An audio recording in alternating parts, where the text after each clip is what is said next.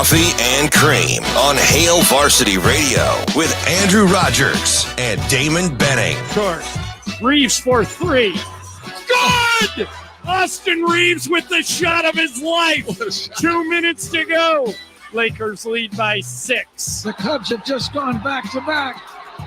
Way up into the seats in right field. Cody Bellinger with a rocket against his former teammates. And the Cubs lead 3-1. Now he's going. Stephen Card launches one way up into the air. Into left center field. Kiermaier to the track, to the wall. Gone! A 3-run homer for Christian Bethancourt. And the Rays jump in front 7-1. And the payoff pitch. In the dirt, ball for it, gets away, and it rolls towards the A's dugout, and it goes into the A's dugout.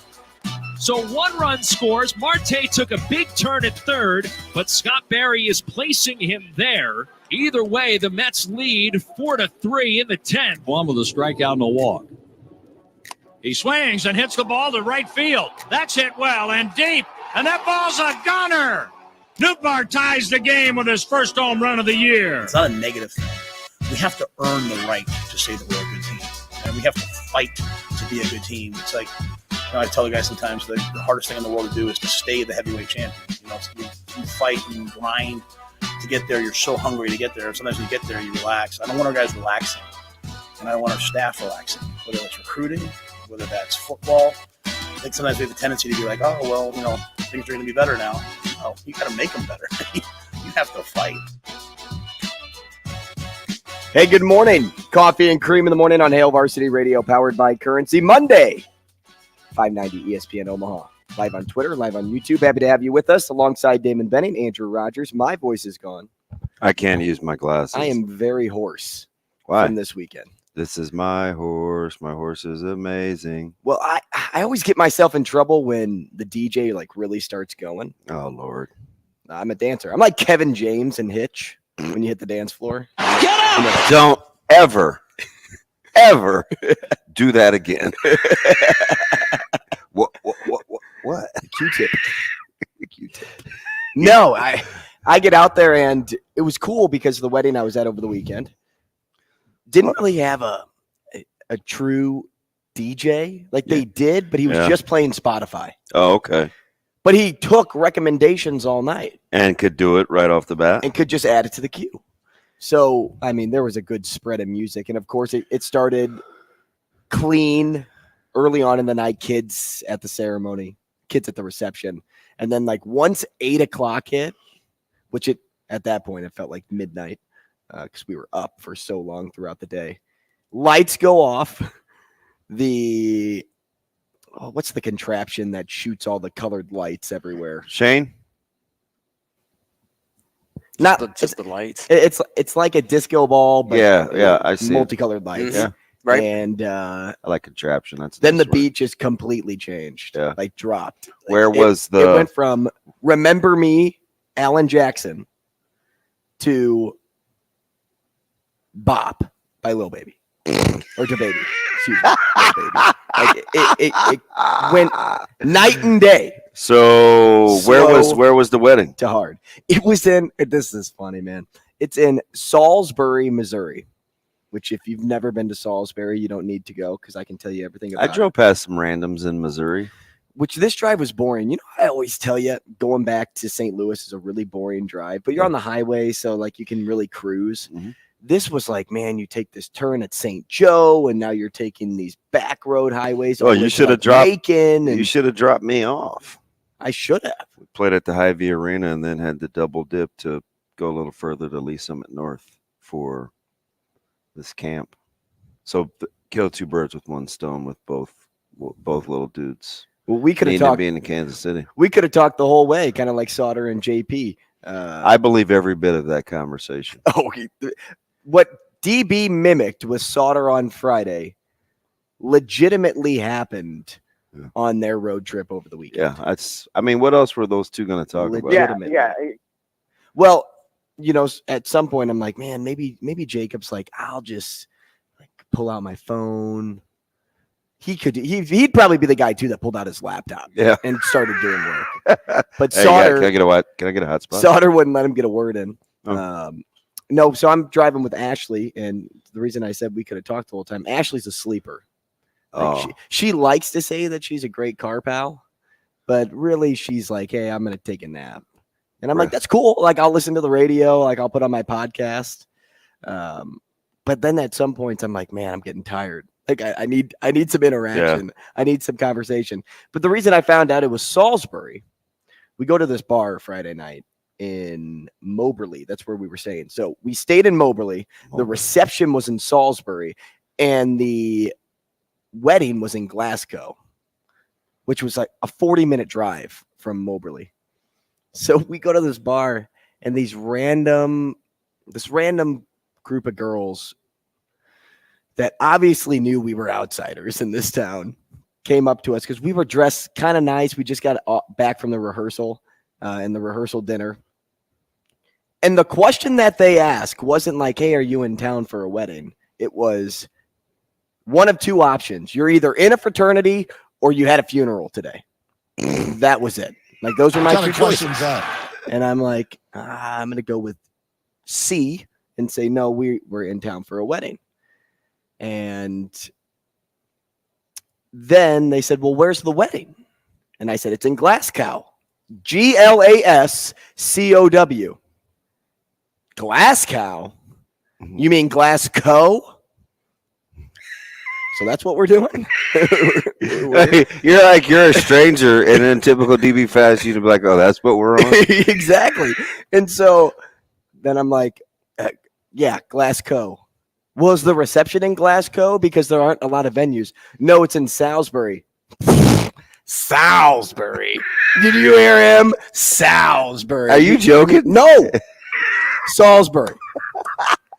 And I'm like, what is happening? And then we went on to get our butt kicked in beer pong by these same two girls, which their elbows were way over the cup. Oh, here you go. Way the sore loser. Shane is shaking his head like, I can't believe my man is mad. Bobo the clown.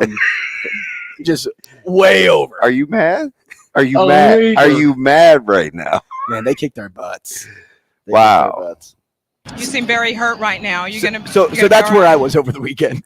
Wow, that's wild. You're mad. I didn't, however, read off a sheet of paper for my best man speech. I let it ride, and it worked out so much better. I'm telling you, man. So much better. And I wrote down a few thoughts, but then I just bullet pointed it in on my phone. Trust your phone. And, I don't want to sound like I'm being arrogant or hyping myself up, but at the very end, people were like, that was really good. Oh, good. Like, that was good for you. They said I could be a comedian, and I'm like, gosh, no way. Good for you, my friend. That thing wet. That thing wet, man. But that was DB advice right there to say, hey, just let it ride. My former boss at the old place that got me started in radio sent me a super long message at 4:54 a.m. about emceeing the Jet Awards and how proud he was. That's awesome. It was Shane. Is that not vintage, Neil? Oh, that was from Neil? Nice. Yeah. He said he went back and watched it on NCN. So I say that to say sometimes being affirmed, not all bad, bro. Mm-mm. How about in terms of affirmation, the Dodgers needing a walk-off to not get swept against your... How'd that feel? Well, it's lousy because there's a lot of Cubs fans running around this place. But all of a sudden, they can't score. So, I mean, I did enjoy Muncie. Cody Bell whacking one. Yeah, well, he'll be okay for them. He'll be okay for them. And remember, I like the Cubs off season. And I don't hate the amount of pressure that he got released after going to Chicago. No, they needed it because when he had that season in LA, it was like, hey, yeah, it was good for everybody. Every expectation is set on him the next season. Good for everybody. And then it did not work. And then he just couldn't get back. So it was a good change for him. Good transition. Same thing for the Cardinals, though. Like, they had to get a walk-off in the 10th against the Pirates. Yeah. No big deal. I had a buddy text me, oh, Ollie Marmol on the hot seat. I'm like, let's not go that far. They're 7-9. Like, let's not go that far. Yeah, but you're almost in the cellar. Mm-hmm. This is a team with expectation that was set here, and they are performing here. I do like the fact you're rocking St. Louis, though. Always. Repping. Yeah, always after a weekend. Win or lose. Yeah, Win or lose. rep the city. Oh, yeah.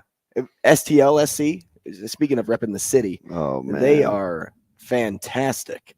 Who would have thought an MLS team would have had a start like them? And then even the Battlehawks, they had a chance to clinch their spot in the playoffs. Did not. Once they got the pick and then turned it right back over, you just got the sense it was a wrap. Yeah, so Week 10 is going to be complicated in the XFL. So are we impressed that there isn't one losing record in the AL East right now in baseball? It's pretty bizarre. Not one. That's pretty bizarre. What are the Red Sox sitting at? 500. 8-8. 8-8. What's the run differential on Monday? For the Rays? Yeah. Plus 72. Yeah. And they lost back-to-back games. Plus. Would you like to, just for laughs and giggles, take a guess at the next closest run differential? In the plus column? Yep. I will say 32. You're only off by 4, but who has it? It's 28. 28. Can you give me AL or NL or no? NL. NL. Okay, that helps. I will say the Braves. The other B team, the Brewers. Really? Plus 28. Yeah. And it's rare for them because usually, I mean, we've seen a couple of years where they've had negative run differential and been almost atop the division. Yeah, that Brewers. Gus Farland. Plus 28. Gus Farland took a line drive to the face on Saturday. You're into those line drives to the faces, huh? Kind of balls to the face. That's the second time we've talked about somebody getting hit in the face with a baseball in the last 5 days. Who was the other one? Oh, took one right under the side of the cheekbone, and we talked about slapping meat. Like, what's wrong with your memory? And I said, and then I go, God, you know that conversation we had yesterday about taking a shot from Tyson versus taking a fastball to the head? Yep, I remember when you bring it up. I just need some help. I need some help to get there. The world is wrong with you, man. No, so Gus is the boyfriend of a girl I went to grade school with. Really? In St. Louis. And when I saw that, I'm like, oh, man, I hope it's not scary. And he said he was okay, but dude looked like he was loosey-goosey after getting up from. I don't know if I've ever been hit. I don't think I've ever been hit with 100 miles of anything. I really don't. So I would probably be loosey-goosey too. From 90 feet. Yeah, even a good punch, they're not generating 100 miles an hour. Because I've been hit with some good ones of those, but never been hit by a vehicle at 100 miles an hour. Speaking of punches, you know that punch game? Yeah. At like the arcade game? Yes, sir. So I had the groom over the weekend play that game at the bar. I said, Stone, we're going to put you up against your sister. See who can punch harder. Does she sock folks? I said, Stone, you go first. She used to be a softball pitcher. Oh, okay. So I said, let's see who the stronger Stone is. So Andrew loosens up. He's kind of nervous because all the eyes are on him. And he takes one punch. And 460. Barely touches the bag. Oh, like it goes up and it's like 21.2. Oh, Lord. Shelby goes up and just doesn't even step into the punch. Just goes, it goes like 40. Because she knew she's easy breezy. Yeah. But crazy weekend, man, when it came to sports. Long weekend, too. At least NBA playoffs were exciting. Although I just hope the injuries aren't substantial. I don't want to see that. And I think they will be. Well, I think hopefully Giannis, like people use contusion generally. Like when I think of contusion, I think bruise. Mm-hmm. Right? Which isn't that the fancy term for it? For a bruise? Contusion? So because he had a back bruise, he couldn't continue? Doesn't seem right. I don't know. I mean, landing that hard right on the bone back here. I mean, I get it. I mean, I get it. Yeah. But hopefully that's not that serious. Ja's x-rays were negative.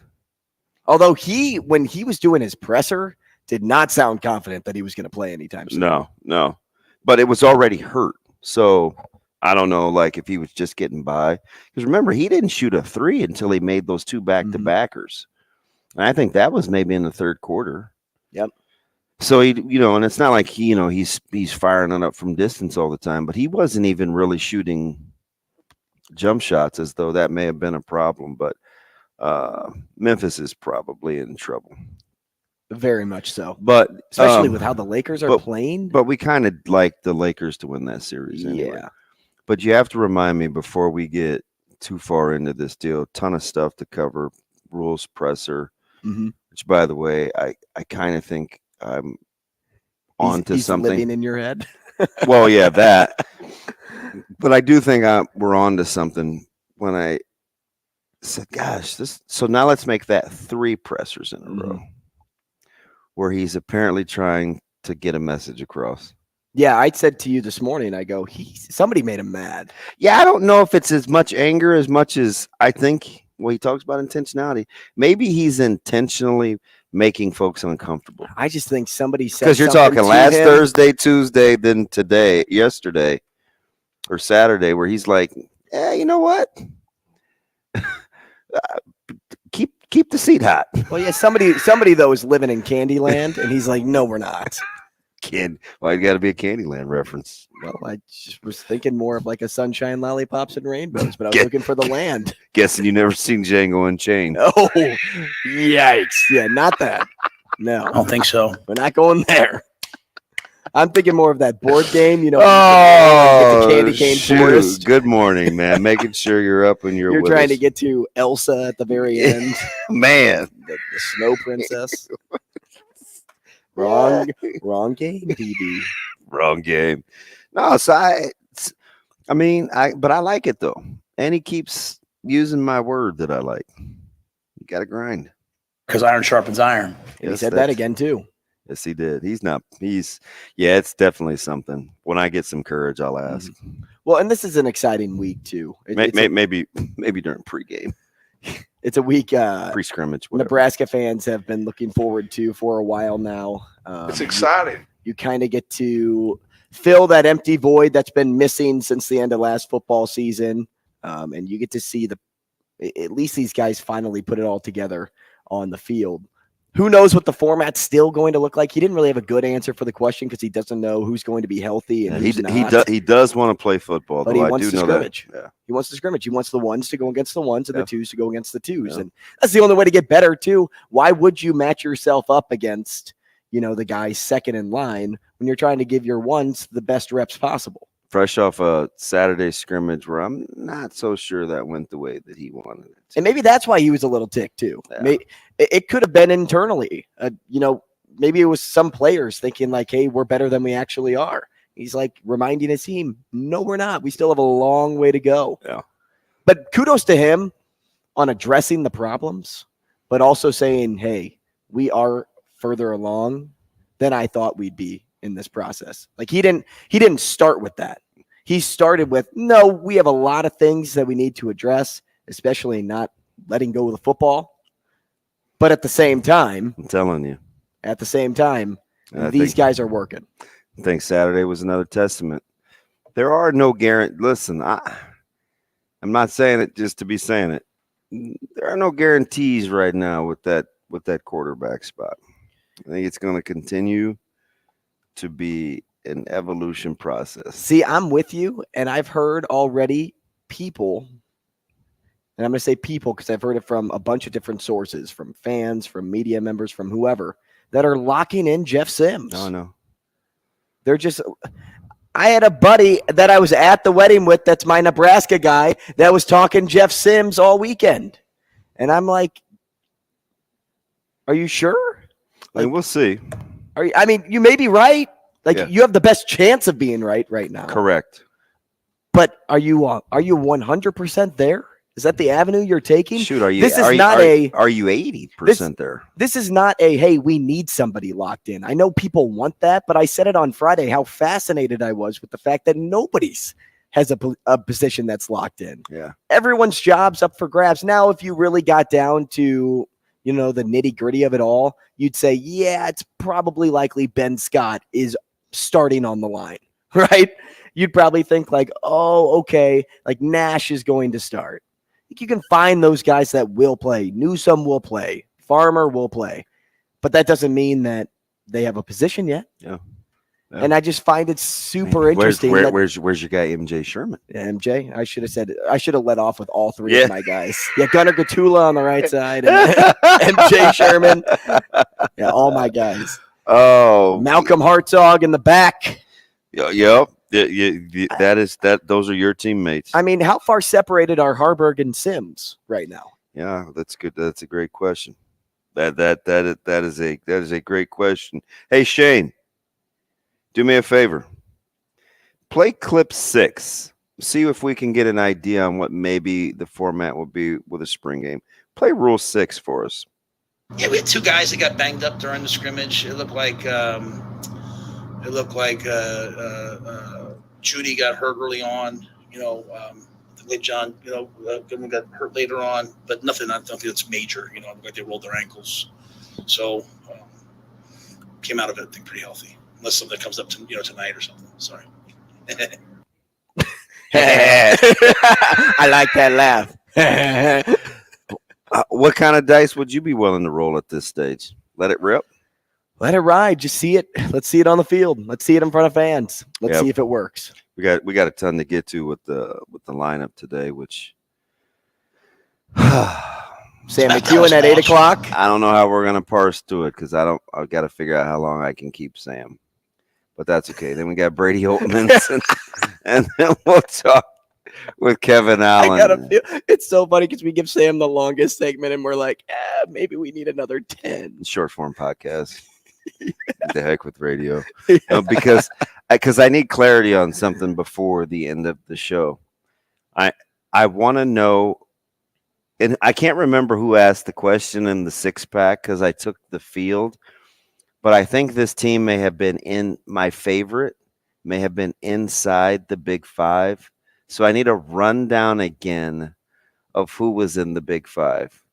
So I know the Maple Leafs, the Avalanche, the Bruins, the Lightning, and the Hurricanes. Yeah, I feel good. I would too.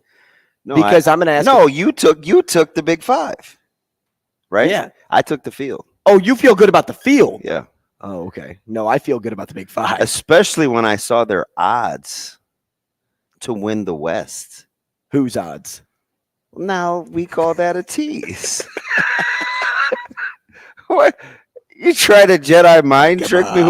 I almost went Mace Windu, but I better go somebody like Obi-Wan. You almost said it. It was on the tip of your tongue. Only I can be Mace. It's almost like me when I was giving the speech over the weekend, and I was talking about a Halloween party I went to, and I go, no, I'm not going to give the year. Fall of 2021. Right, exactly. Like, oh my. Friends zone. Yeah. I was at a party in the friend zone. Yeah, who's this kid? No. I want to. Who do you think Sam would take? In hockey? I don't know if he follows hockey. I do think Is he a Hawks fan? I know. I think it would be the Blackhawks. Okay. But no, I'll take the field. Worst case scenario, if we can't figure out who's going to win, I bet Kevin Allen will be able to tell us at the end of the show. So I need to have my ducks in a row by then. He is columnist for Hockey Buzz, Red Wings beat writer. So happy that I guessed the Sabres. Are you a B-movie guy? Nope. I'm going to ask you something during the break. Oh, Lord. When we come back, we'll get into the practice audio from Saturday. Hear more from Coach Rule. That's next. Rogers and Benning will be back in 5 minutes.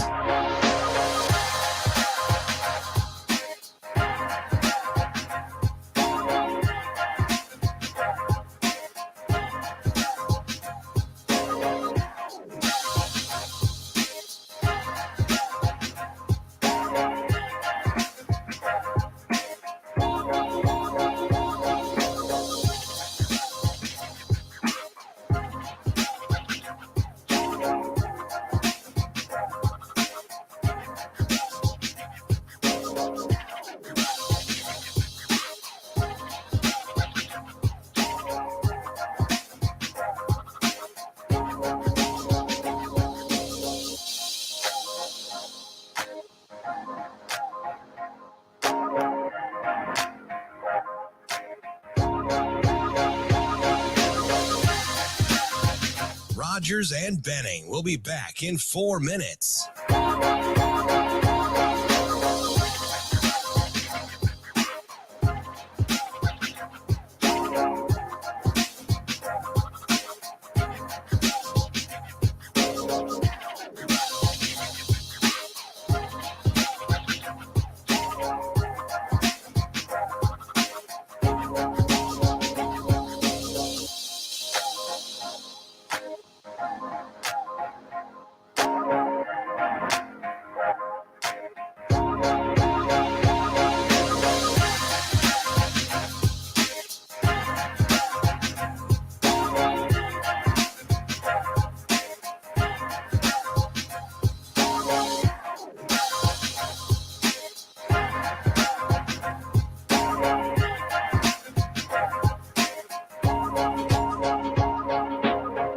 Rogers and Benning will be back in 3 minutes.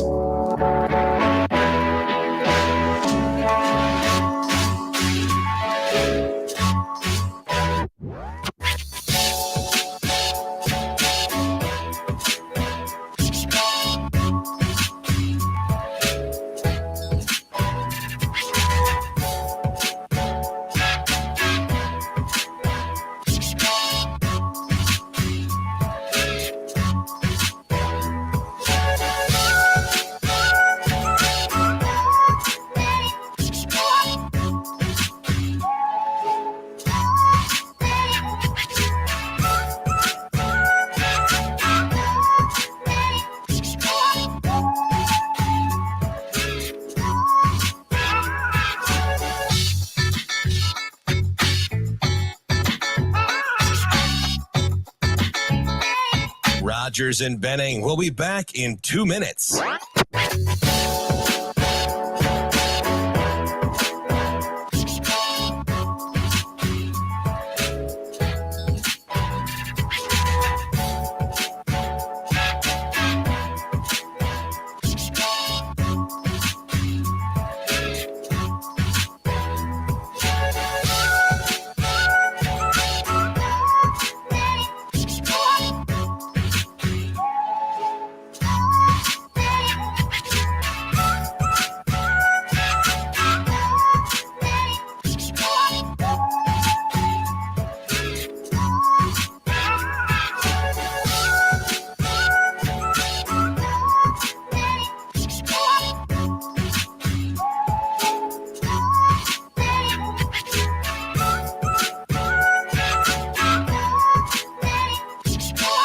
Rogers and Benning will be back in 1 minute.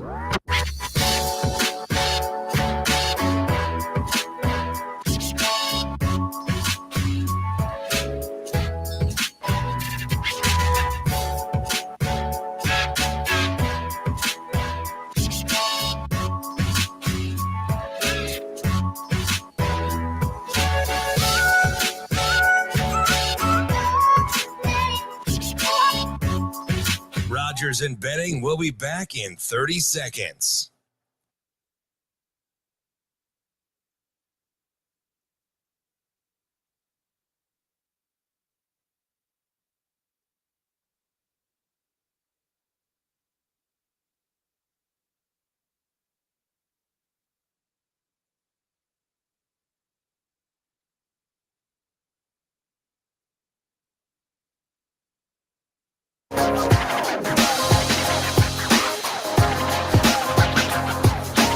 Coffee and Cream with Rogers and Benning on Hail Varsity Radio.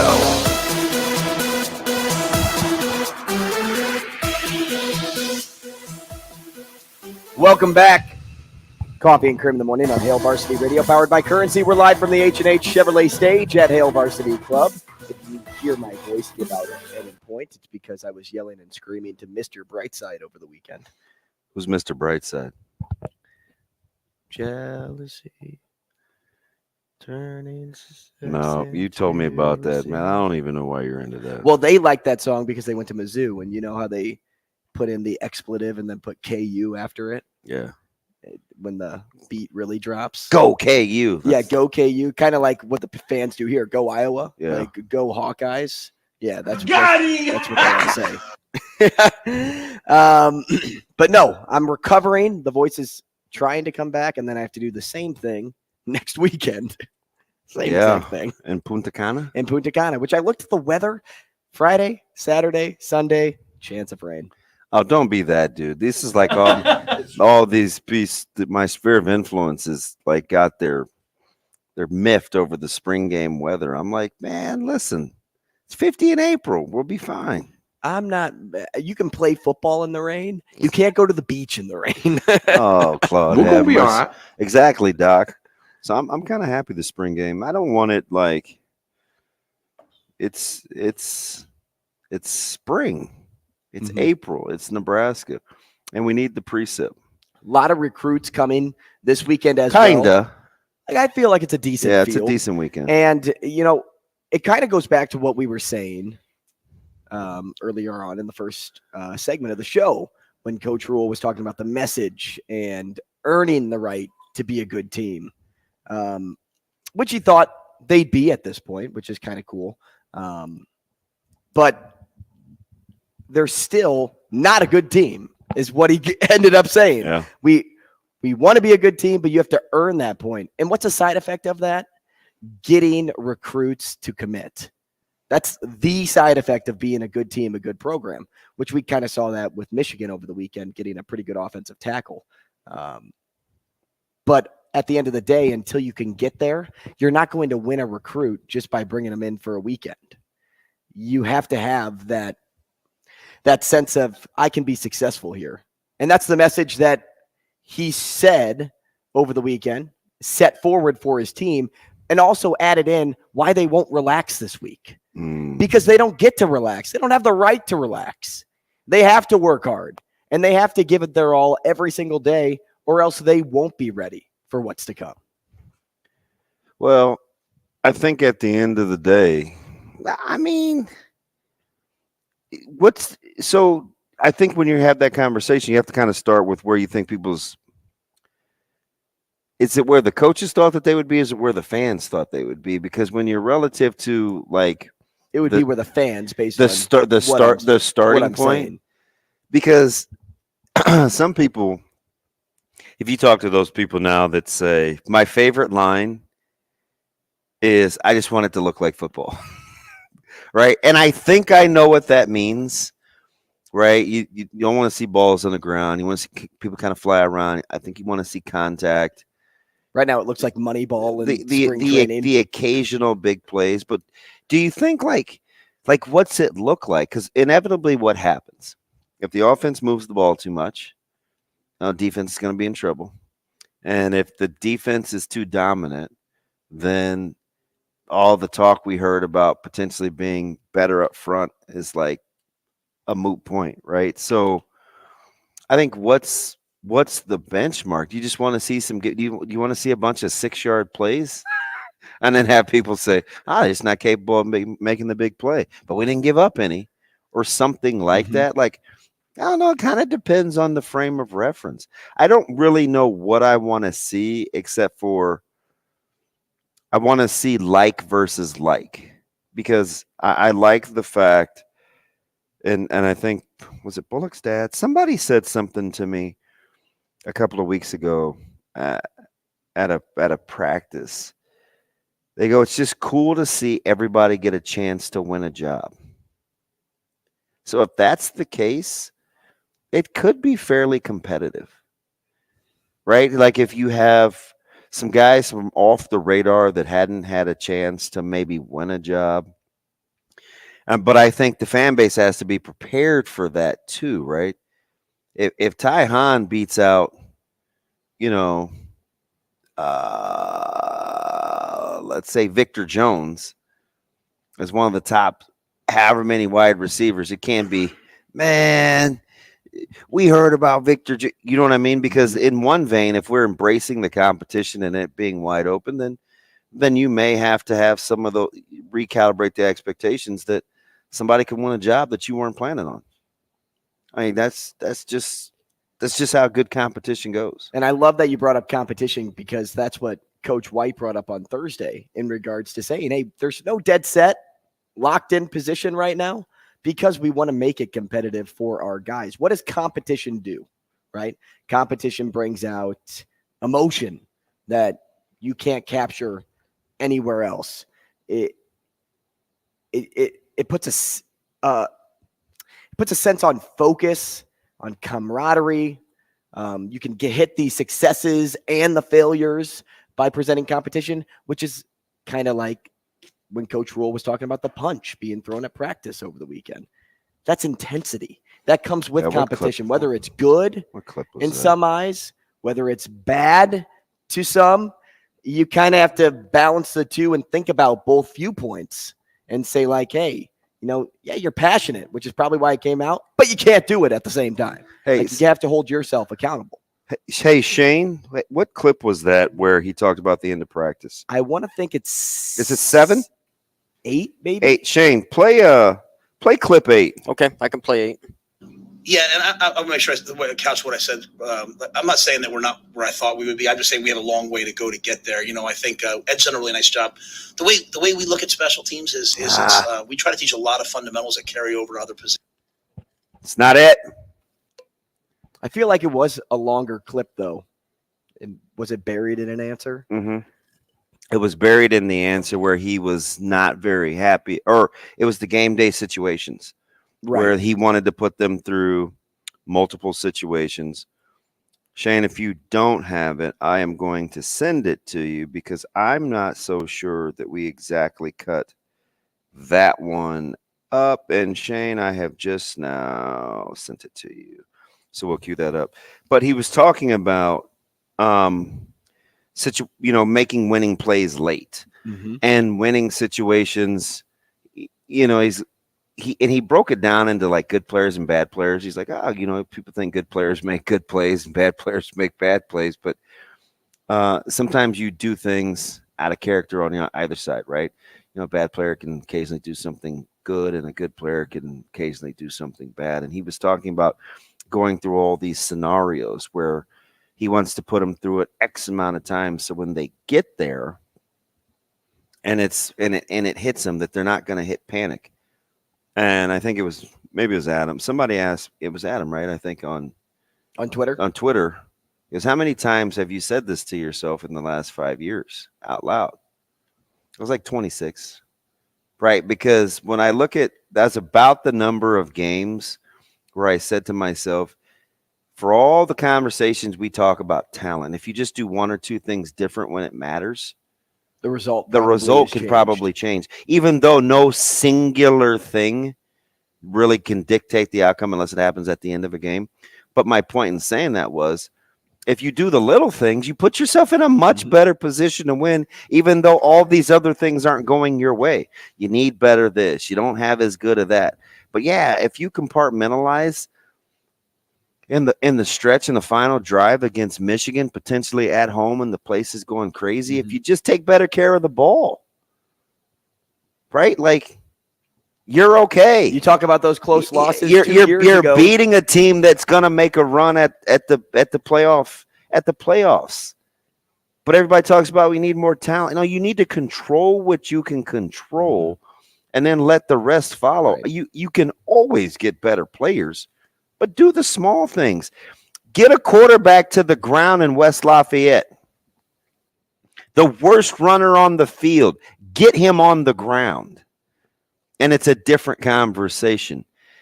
Get Wisconsin off the field on 3rd and 9 last year when you had pitched a shutout in the first half. On third, just one play, man. Don't let Malusi leak out of the backfield on 4th down. One play. And you're having a different conversation. Right. So you always want better players.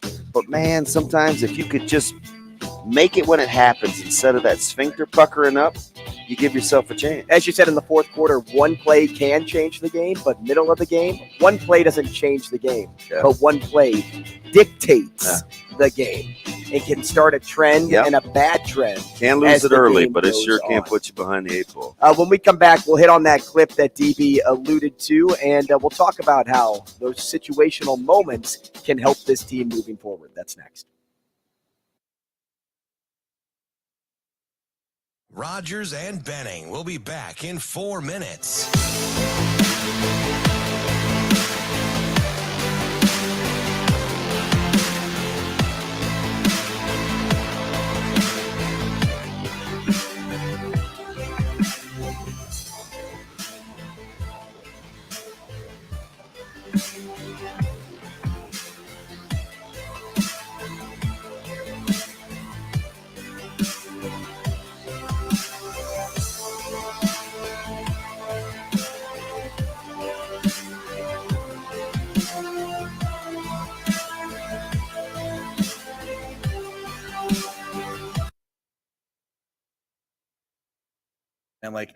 And we're putting them in a lot of situations.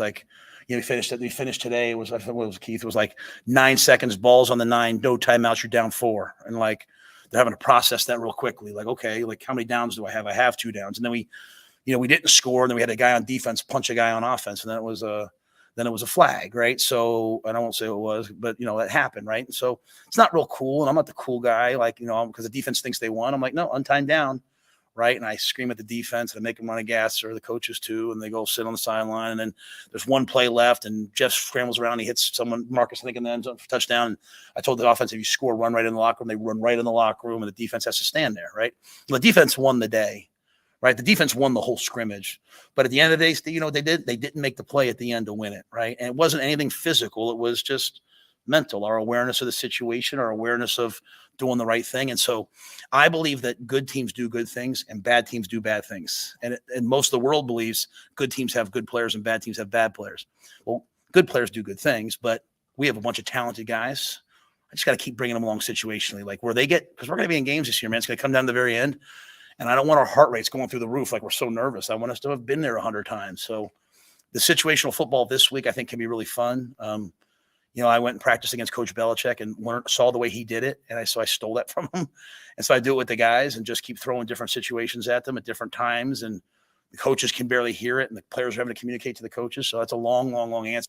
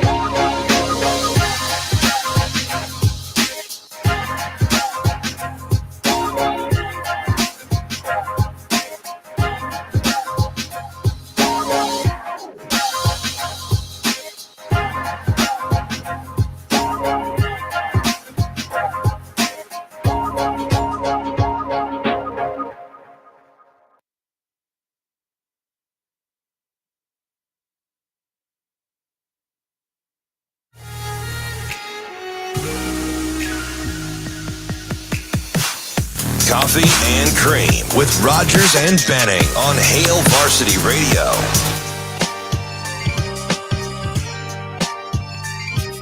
Welcome back, 888-638-4876. If you'd like to get involved in the show, Coffee and Cream in the morning on Hail Varsity Radio, powered by Currency. Damon Benning, Andrew Rogers, going back to what we were talking about in the previous segment about situational football and preparing for those moments and closing out games in the fourth quarter or winning the play, essentially, is what that was. Defense may have won the day, but the offense ended up winning the play. Shane, you have that clip? And we're putting them in a lot of situations. We finished today. It was, I think it was Keith, it was 9 seconds, balls on the 9, no timeouts, you're down 4. And they're having to process that real quickly. How many downs do I have? I have 2 downs. And then we didn't score. And then we had a guy on defense punch a guy on offense. And then it then it was a flag, right? So, and I won't say what it was, but, that happened, right? So it's not real cool, and I'm not the cool guy, because the defense thinks they won. I'm like, no, untie down, right? And I scream at the defense and I make them run a gas, or the coaches too, and they go sit on the sideline, and then there's one play left, and Jeff scrambles around, he hits someone, Marcus, I think, and then touchdown. And I told the offense, if you score, run right in the locker room. They run right in the locker room, and the defense has to stand there, right? The defense won the day, right? The defense won the whole scrimmage. But at the end of the day, they didn't make the play at the end to win it, right? And it wasn't anything physical. It was just mental, our awareness of the situation, our awareness of doing the right thing. And so I believe that good teams do good things and bad teams do bad things. And most of the world believes good teams have good players and bad teams have bad players. Well, good players do good things, but we have a bunch of talented guys. I just got to keep bringing them along situationally, like where they get, because we're going to be in games this year, man. It's going to come down to the very end. And I don't want our heart rates going through the roof like we're so nervous. I want us to have been there 100 times. So the situational football this week, I think, can be really fun. I went and practiced against Coach Belichick and saw the way he did it. And so I stole that from him. And so I do it with the guys and just keep throwing different situations at them at different times. And the coaches can barely hear it, and the players are having to communicate to the coaches. So that's a long, long, long answer. So it's funny. A couple years ago, I was on air and I was having this conversation with Michael, right? Our colleague over here at Hurrdat. By the way, we may have to get to Let It Fly. I may have to get over there, you and I, and check it out. But anyway, I'm all for new venues. That place looks sweet. But so he got on this thing.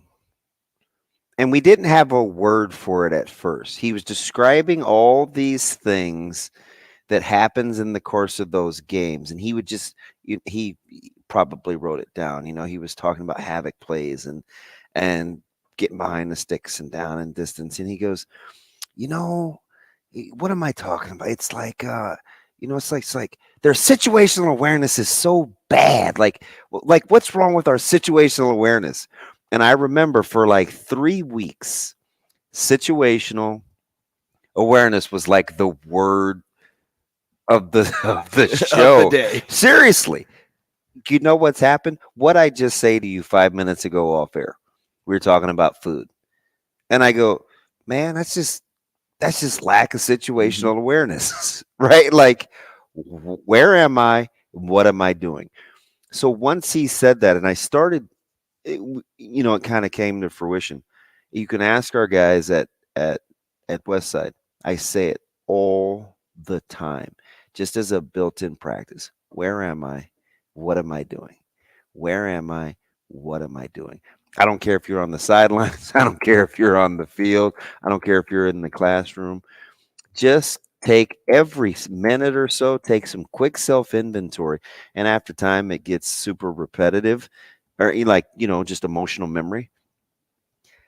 And it's almost like he's speaking to our hearts, right? Because how many times have we had this conversation in the last 10 years? One too many.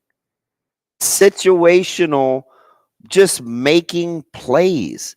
We went through a 4 or 5 year stretch where I felt like every week we invented new ways to lose. You know what situational awareness is? Not kicking it onside. That is situational awareness. Where am I? What are we doing? Right? What's the feel for going on in the game? Do you know what I mean? So it's like, it's just, again, simple, apparently not easy, right? It's easy to say, or excuse me, simple to say, not real easy to do. Because I think our thinking in the moment, we wouldn't say it just got away from me.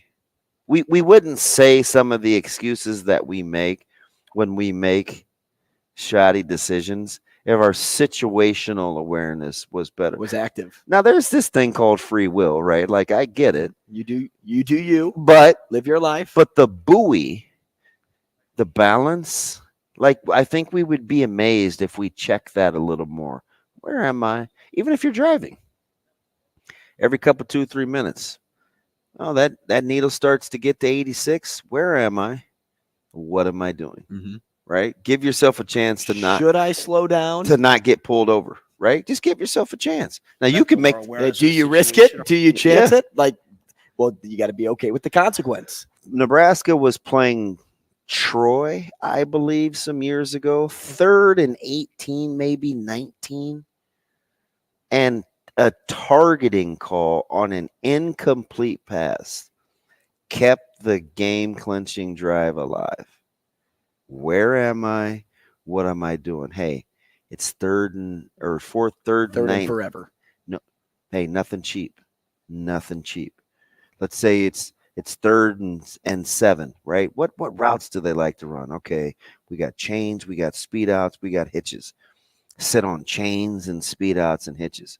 It's 3rd and 6, and I'm 5 yards off. Do I need to give ground as a DB? No. Sit on the sticks. Oh my gosh, how'd we just give up that 3rd down completion to Illinois?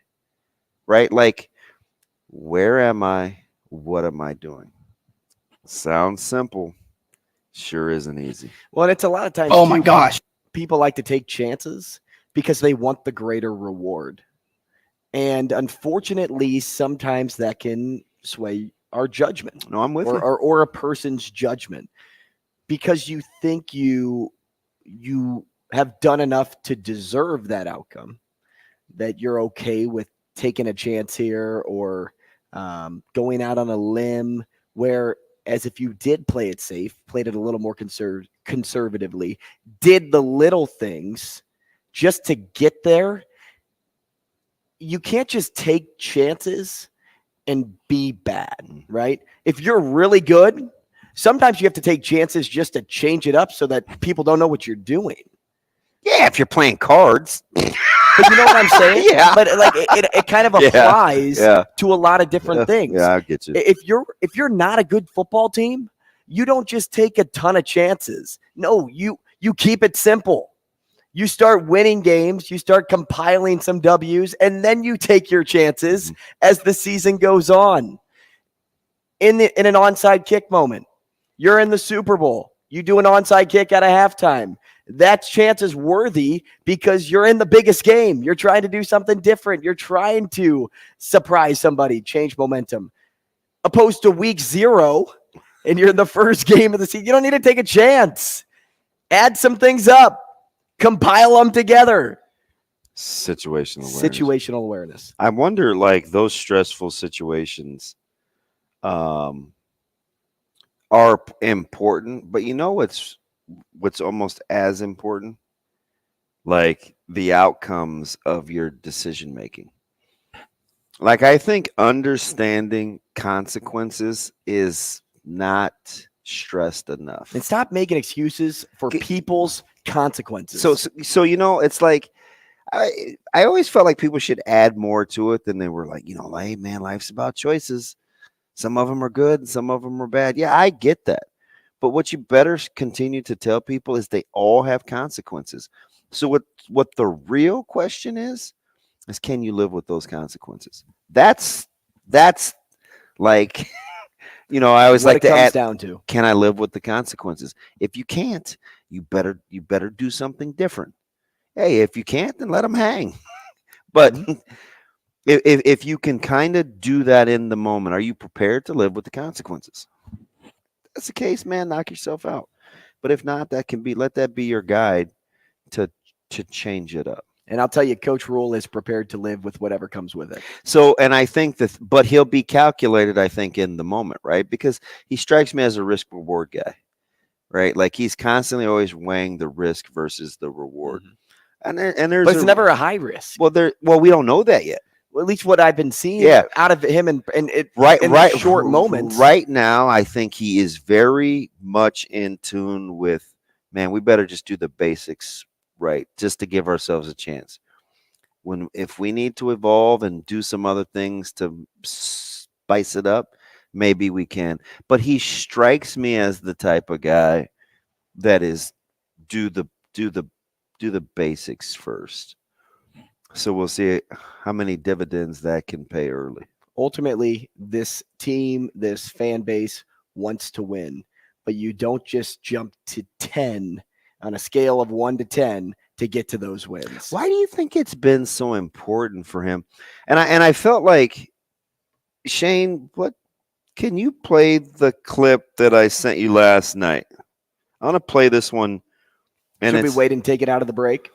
What do we got? Sam? 30 seconds? Yeah. Well, we're going to play it for Sam coming back out of the break and get his thoughts first, considering he's the smart one.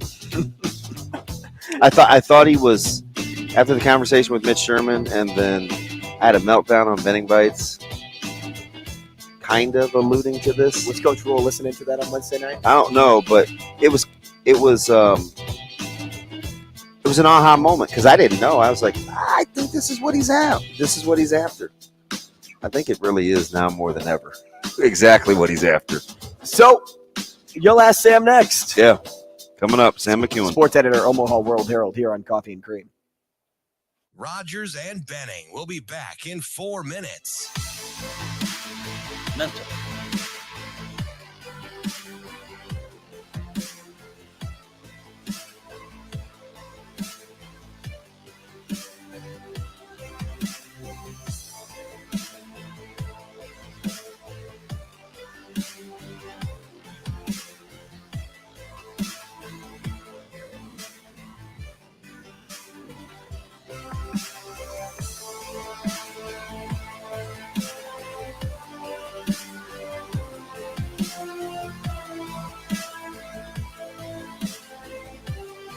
You have to. A negative thing. It's not a negative thing. We have to earn the right to say that we're a good team, and we have to fight to be a good team.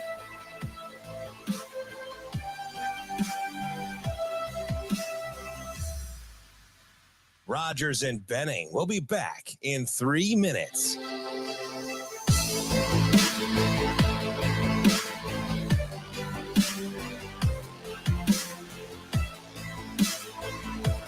Go upstairs, have some barbecue, find a way to work on some football too, and then come in Monday. So this week is not like, hey, tomorrow do what you do, get your schoolwork done, but find a way to work on some football too, and then come in Monday. Find a way to work on some football.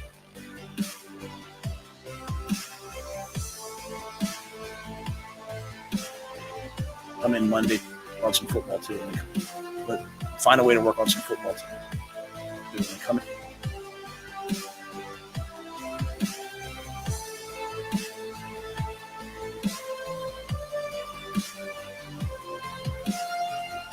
A way to work on some football. A way to work on some football. But find a way to work on some football. Rogers and Benning will be back in 2 minutes. It's not a negative thing. We have to earn the right. Find a way to work on some football.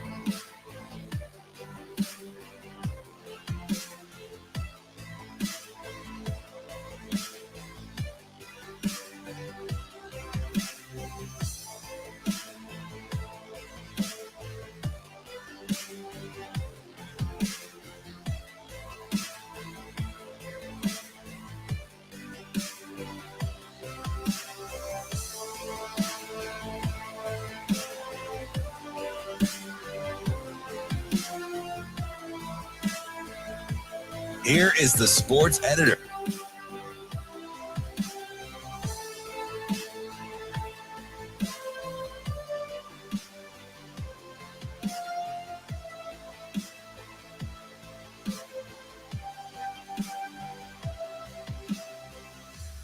Rogers and Benning will be back in 1 minute.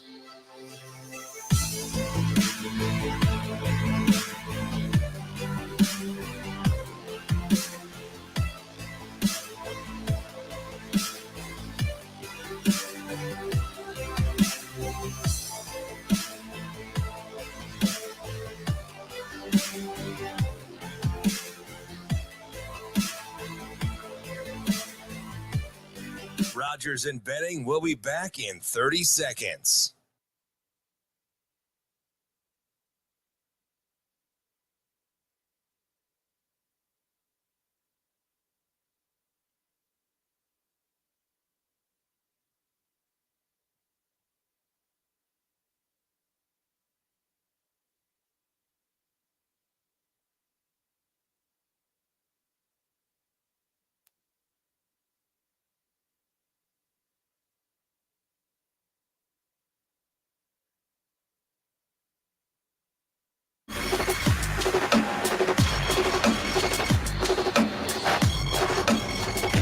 Coffee and Cream with Rogers and Benning on Hail Varsity Radio. Here is the sports editor for the Omaha World-Herald, Sam McKewon. That's fine.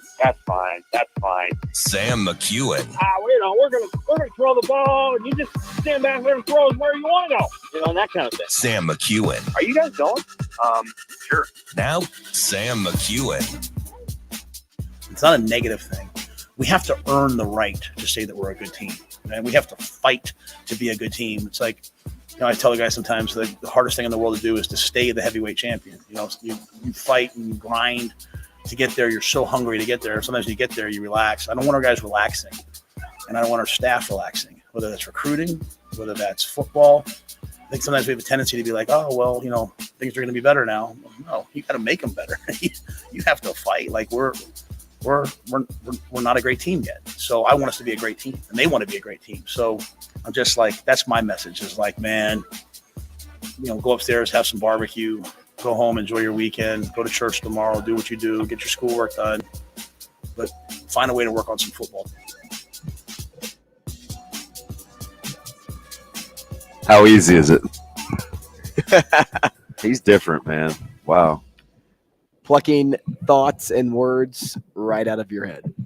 That's unbelievable. Right out of what we talked about last week. Unbelievable. Just earning the right to win. Back with you, Coffee and Cream. Sam McKewon here now, sports editor of the Omaha World-Herald at SW McKewon OWH, as he is every Monday on the show at 8 o'clock. Sam, good morning. Good morning. How are you? Sam, good. How was the weekend, man? Quiet? Actually, pretty quiet. Not too bad? Yeah, like we didn't get any basketball commits. So, yeah. That's the standard. Hey, listen, Nebraska baseball got a sweep for all our consternation, and I know, well, who have they played? I get it, right? But I'm not sure the Big Ten is going to. Team with half a coaching staff. Right? Stop. They did hit 7 home runs, and Bryce Matthews continues to pad his player of the year stats, but he could go pro now. You're good. This is where Nebraska needs to be. We can't knock this baseball team for being atop the Big Ten right now because I think we think on paper that this is what they're capable of. Yeah, I mean they are. You can knock them. I mean you don't lose. You're 0-2 against UNO, which isn't a very good team. You can knock them. Tough crowd. Tough crowd. I'm serious. Like enough of this. Like that Nebraska athletics. I mean, Rule brought it up. They patted stuff on the back every time they went 3 in a row. I mean, if they're who they think they are and who they have the capability of being, then they'll win 8 of the next 9. They'll go and they'll beat Iowa in the series, and they'll beat Creighton, and they'll beat UNO, and they'll beat North Dakota State. They'll sweep Minnesota. That's who they are. Or they'll go 5-4 in that stretch, and then they'll go 1-2 against Iowa, and they'll win a couple against Minnesota, and then somebody will flash the standings and see that they're in second, and everybody will applaud, and everything will come down to 4 days in Omaha. If you want to go to a regional without having to win the Big Ten tournament in Omaha, then you're going to have to rip off a bunch in a row. They have 20 games left in the regular season. Lord willing, weather willing, and they probably need to win 15 of them at least. So that's the situation they put themselves in. Now the Nebraska softball team is 30-13. Yeah, they look pretty good. They had a sweep too. Yeah, they had a sweep against the good team, and so if they win 10 more, 11 more, they might be in a conversation for hosting a regional. They're probably on the outside looking in. Yeah, right. Yeah, maybe give me about eight more days, 10 days, and we'll see. Yeah, they're probably on the outside looking in because of losses to, and I do pay attention to this stuff. They had 2 losses to Wichita State, which is ranked ahead of them. Wichita State's very good, but and then they had a loss to South Dakota State. Those 3 losses will hurt them. But every other loss they have is, outside of the loss at Iowa, which you're going to have in league, all their non-conference losses are great, and they have 2 really good non-conference wins. So, they have a chance. They'll have to win a series at Northwestern, which is probably a tall order, but they've put themselves in position to have that conversation. They're not in the will we make the NCAA tournament conversation. They're in the can we host. And Nebraska baseball is in the will we make it. And the only way they're going to make it and not have to win in Omaha is to rattle off a bunch in a row here, like 15 of 20, preferably 20 of 20, which is probably not likely, but they'll have a better team than every team they're going to play from here on out. We'll see what they do with it. Sam, who pitches midweek, though? Who pitches in a midweek game for them? Honestly, I don't think it should matter. I think their offense should be good enough to put up 8, 9, 10 runs. Obviously, that's maybe arrogance talking because, Creighton plays these games very hard, and they're going to play another one on Tuesday, and Creighton wants to win that game probably more than Nebraska does and has for a while. So, you can't just take it for granted, but in the same breath, they got to be able to put up the runs. They've got, 45 more days with Max Anderson and Bryce Matthews before they probably go to the Major League Baseball draft. So this is it. This is the chance. And yes, they have 2 elite players. Matthews is probably a little ahead in the Big Ten Player of the Year race, but they're both elite, and you can't really pitch around 2 of them. And so you got to take advantage of the great players that you have. This is Carey's going to probably make all freshman team. I mean, they have some pieces. They do. Well, they have them for 45 more days. I don't anticipate either one of them having to return. I think both of them will be able to translate what they've done this year, and that was probably already true of Max. But it'll now be true of Bryce Matthews. They'll be able to translate that into a relatively high draft pick, and so we'll have more stories on the 2 of them here in the next couple of weeks. We'll get on the other side of the spring game, and we'll delve more into especially how Bryce has done it this last year. He's obviously having an incredible year, and his swing is pretty sweet. It's a pretty swing, and now it's going for power.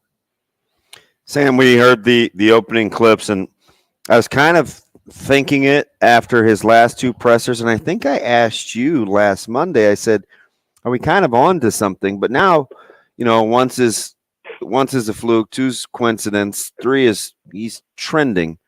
This is 3 in a row now with kind of edgy, don't settle. This isn't Disneyland. Like, we don't have it that good. We're 4-8. Like, is that the intentionality? Because it sure is coming across extremely strong. Yeah, like I wrote today, it's a tightrope that they have to walk because I do believe him when he says this is probably a little bit better situation than I anticipated it would be. So he probably got there and was like, there's some pieces here that there's some players that are pretty good, and then I think they added a couple of pretty good players. So I think there's that, but then there's also the reality staring him in the face, which is they didn't win many games last year. They probably underachieved by 2 or 3 games last year, which, by the way, cost Scott Frost his job.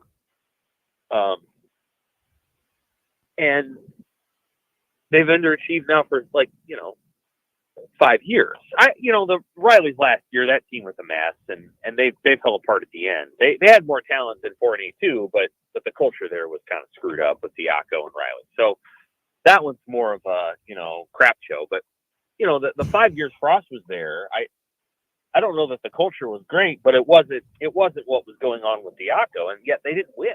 And so I think there's just an awareness and a recognition on Rule's part of something has happened here where they haven't won games. And so I've got to keep my pedal and keep the pedal to the metal of reminding them that, what they've done isn't good enough and that the fun comes in the winning.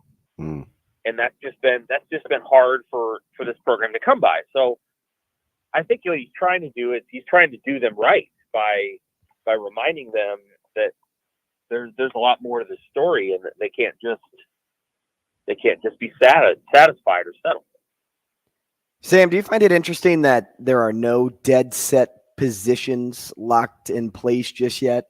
The fact that, nothing is shored up is just fascinating to me. Well, yeah, I mean, I think there's some guys who are going to play some football for Nebraska, and they have a pretty good idea of who some of those are. One of them's hurt. I mean, Ty Robinson's probably the closest to secure. I mean, I don't know if they have enough bodies to put him on the bench. So, I think they've done a nice job of talking about competition. What I wrote about today is I'm curious to see how the Rover situation rises up. Name we haven't heard a lot of in camp is Isaac Gifford. Curious to see what he does, if he's healthy. I'm not saying he isn't, but we haven't heard a lot about him. Curious to see what, if Luke Reimer plays. They don't really need him to play, but if he plays, how he does. Curious to see what the corner competition looks like. Curious to see what the wide receiver situation looks like. Does Nebraska have a receiver other than Xavier Betts who can get by people? And with Xavier Betts locked in? Is he? I mean, everybody knows Xavier Betts can get by people, and there's a lot of things he can do when he's playing. But does he know the offense? And is he qualified? All those things with Xavier, it has nothing to do with the talent. So all those things, we'll see some of those things in the spring game. I'm looking forward to watching the running backs. I'm really looking forward to watching the tight ends because they don't have per se a starter, and so I'll be curious to see how that goes too. Sam, because I think you kind of took heat's maybe a little too strong of a word, but I mean, there were some whispers, right, with I think the affinity you had, not maybe affinity, the respect that you were giving A.J. Rollins coming out of high school. And there's a lot of whispering, well, was he underutilized or was he just not that good? And what should he be into? There was all of this talk with A.J. Rollins. And as he's never said a word, he's just gone about his business, done what everybody's asked him to do. Becton loved him, said he was on the come. We watched him last spring and we're like, man, A.J. Rollins is having a good spring. And he flips over to dabble in both, and he's having another good spring. At what point do we just give A.J. Rollins some credit? Well, yeah, I mean, we had him in our Super Six, and I think that was there were some people who didn't think we should have. But A.J., I don't know if he was underutilized at prep, but, at prep, being a running back and being a quarterback and being Alex Bullock, who is a receiver, who's also having a good spring. Those are the things that tend to be really, prep runs the football and then they throw it to one receiver, and that's kind of what they do. And they have great lines. And so, nobody ever questioned Stan Sledge being on the Super Six, that kind of thing. So prep has an identity, and AJ played rush end and tight end.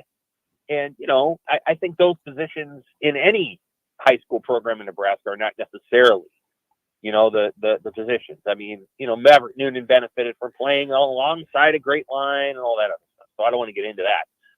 But A.J. Rollins looks like a college football player, and he looks like a college football player on defense. He has the size, and as Matt Rule talked about, he has great footwork. He's got great feet. And, he played basketball. And so, he was a great basketball player. And so he has the components that make a good college football player. There's components about being an athlete that translate well to the collegiate level that may not always translate as well to the high school level. Because again, what you're trying to do in high school, and you coach high school football, may be a slightly different, or the caliber of athlete that you're facing is a little bit different. And so what A.J. Rollins is going to be able to do, I think, at that position he's at now, is challenge a collegiate offensive tackle. And that is a 6'6", 315-pound man. So that's different, I mean, and this, there's defensive ends in high school that are, 5'10" and 204 pounds that, shoot gaps and do all kinds of things. Well, you can't do that in college. So, I think that's part of it, is that Rollins was always going to probably be a better college player, or he was going to fit the requirements a little bit differently. He's got great length and all kinds of things. So he's making a lot of plays, and there's there's just a lot of positivity there. And the other thing is Nebraska really needs him at that position. I think when you're able to communicate, hey, look at this side of the ball. We need you, man. Like, this is not a joke. We feel like we've got some good tight ends over here. We brought this guy in from Georgia for a reason. He's special, but we think you can be special over here. I think that's probably a message that he really liked hearing, and I think there's a really good chance he plays a lot of football next fall as a result. Sam, we saw one player hit the portal in Alante Brown, and this is my first spring. And what a weird deal! I'm trying to gauge the slow burn of who's going to be leaving the program as they get down to the 85 number. But after the spring game, do you expect to see more guys hit the portal because of either their role, or is that too soon? Do you think it's just going to be like that gradual burn? I'm just curious to hear your thoughts on realistically what you see happening in this little portal window that we're in. Between now and, 2 weeks from now, I think you'll see, some guys going into the portal because they'll have their post-spring conversations with players. And, I think it'll be pretty clear to a number of them, hey, we're going to be moving forward. We're going to move on here and here and here. You can kind of notice the positions where they have already done that. The offensive line has already been, winnowed. Defensive back has not been. Wide receiver kind of has been, but I anticipate more receivers leaving. I think there will be. I think they've got a couple receivers who I don't know if they're more maybe group of 5 guys. And then quarterback. I mean, carrying 6 scholarship quarterbacks doesn't seem prudent. It's not 1992. So they're going to have to figure out, how the quarterbacks will have to figure out amongst themselves. So, the way I wrote it today is there's probably going to be 3 who look pretty darn good in the spring game. There's going to be a 4th. I don't know who it is. I guess we'll see. It won't be Jeff Sims, but there'll be a 4th that, and then you're going to have 2 guys that were hurt, and they got to make their own decisions. They got to kind of assess where they're at. And that includes Casey. I mean, I think Matt's talked he's praised Casey quite a bit here in the last couple of weeks. I think Casey is the second best quarterback on the team, at least. He might be the best. He probably has to assess that. He's got one more year of football, and how does he want to spend it? I think you could do a lot worse than spending it with Matt Rule. I think that's a pretty darn good situation. He's going to learn a lot about football, and he's probably going to play quite a bit of football. And somewhere in there, somebody's going to get hurt if he isn't the starter. But he's got to decide that for himself, and I assume he will. Like, we haven't heard from him, and there's no indication that he's going to go anywhere. I mean, I think he'll probably stick it out here, but he's got to make that decision. And if he does make that decision and decides to stay, well, then somebody else is going to have to say, well, this guy's here and this guy's here. They like this guy over here, so what does that mean for me? So there's going to be some complications in there. But quarterback, there'll be a movement. Defensive back, wide receiver. Help me out. Any other position? I could see a defensive lineman leaving who got here a couple of years ago, but I don't know that they're in a position to run anybody off.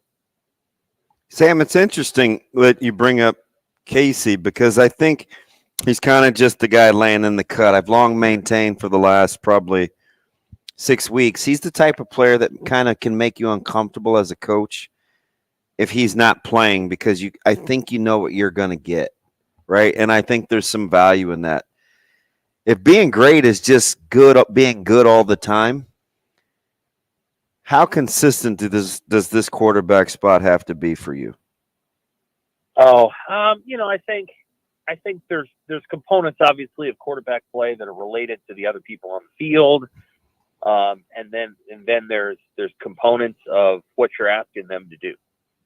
And so I think if you're asking your quarterbacks to run the football, what you're looking for is, I don't know what the percentage is, but just 80% great, 20% oh crap, they fumbled the ball. Because as we've said many times, or I have, you're really not going to get a situation where the quarterbacks don't fumble because they're not running back. So, I don't know. There might have been a quarterback along the way. Maybe Jalen Hurts didn't fumble at Oklahoma. I don't really remember. I think he did, but there's probably been a quarterback along the way who didn't fumble, but it's just not that common. And so you have to kind of bake that in. In the 90s, they fumbled the ball too. They just didn't matter that much because they, you were on the team. You know what happened. But they, you can go back and look at the 97 team, and I think they lost 25 fumbles or something. And that's just what happens with option teams. So you have to expect that a little bit with your quarterback if that's what you're asking them to do. And he said that interceptions will happen, but fumbles are controllable. Well, yeah, they're controllable to a certain degree, but the odds and the averages kick into place, and I'm sure he knows that. He's just probably frustrated. They probably fumbled it 5 times or something, and you can't do that. You can't be Taylor Martinez every game.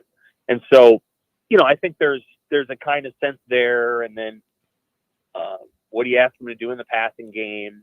When I hear a coach say interceptions happen, what I'm hearing is we're going to be aggressive. And you don't score touchdowns without risking interceptions.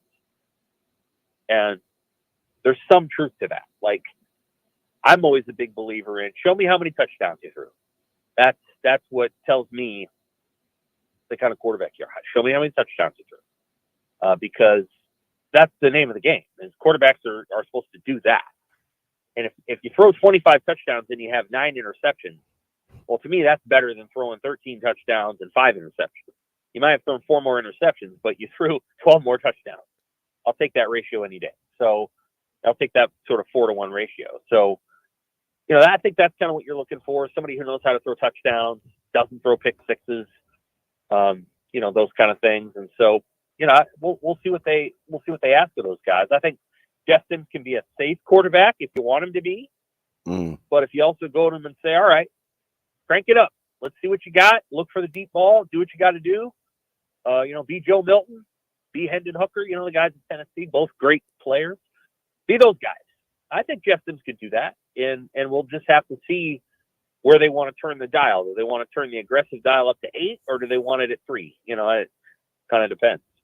Sam, we only have about 1 minute and 10 seconds, so I'll ask you to keep this one short for me. But how far do you think is the separation between Sims and Harburg at this moment? Well, I mean, considerable in the sense that, one of them's played 3 years of college football and one of them hasn't taken a snap. So considerable, because you have to consider the mental, sort of the mental process in there. You have to consider what that means, the emotions that go into that.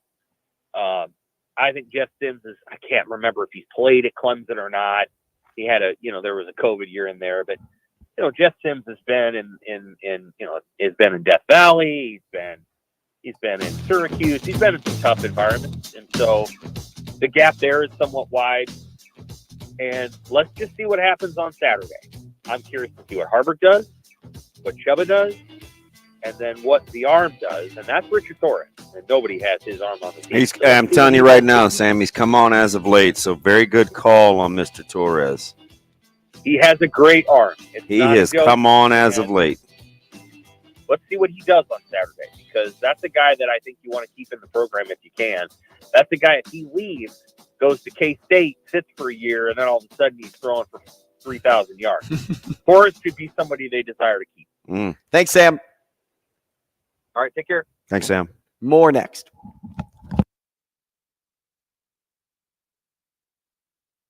Rogers and Benning will be back in 5 minutes.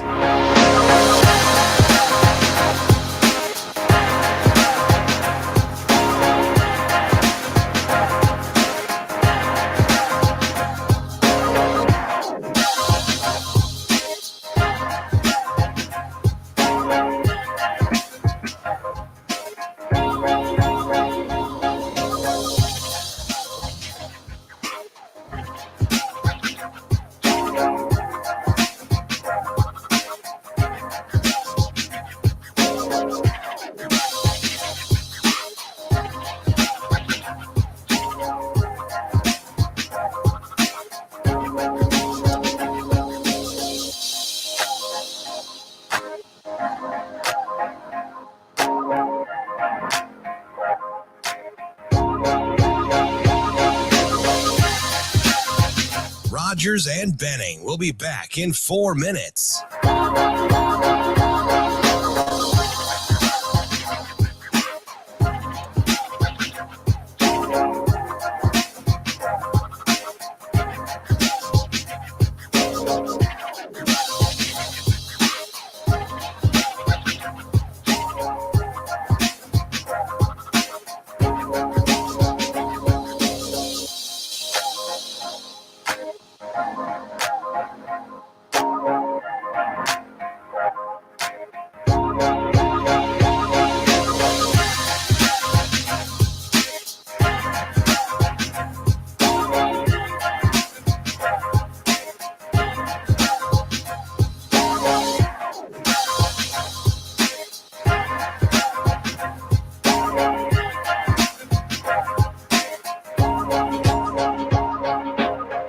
Rogers and Benning will be back in 3 minutes.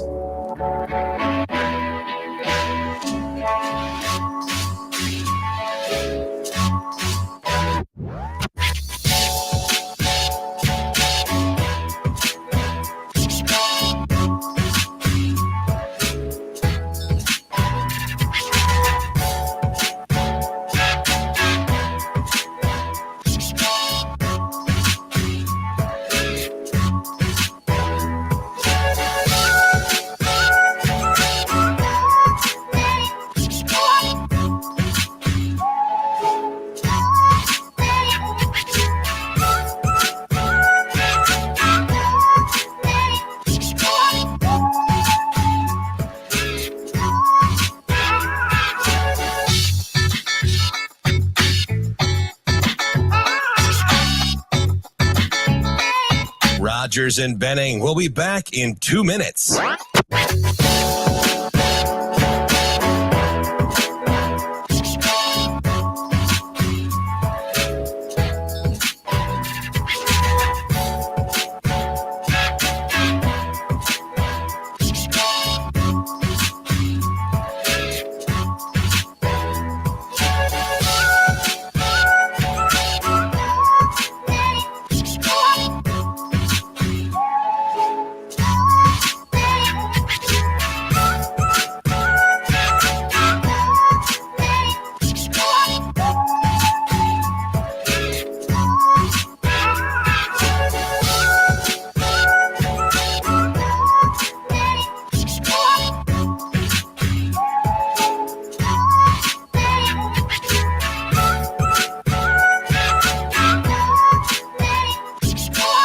Rogers and Benning will be back in 1 minute.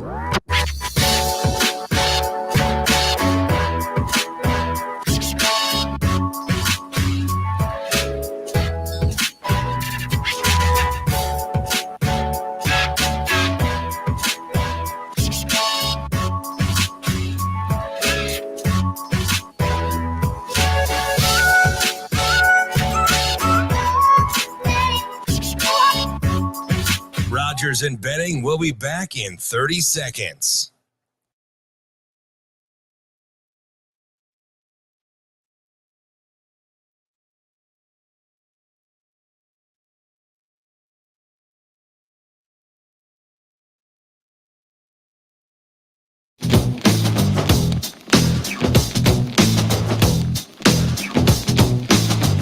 Coffee and Cream with Rogers and Benning on Hail Varsity Radio.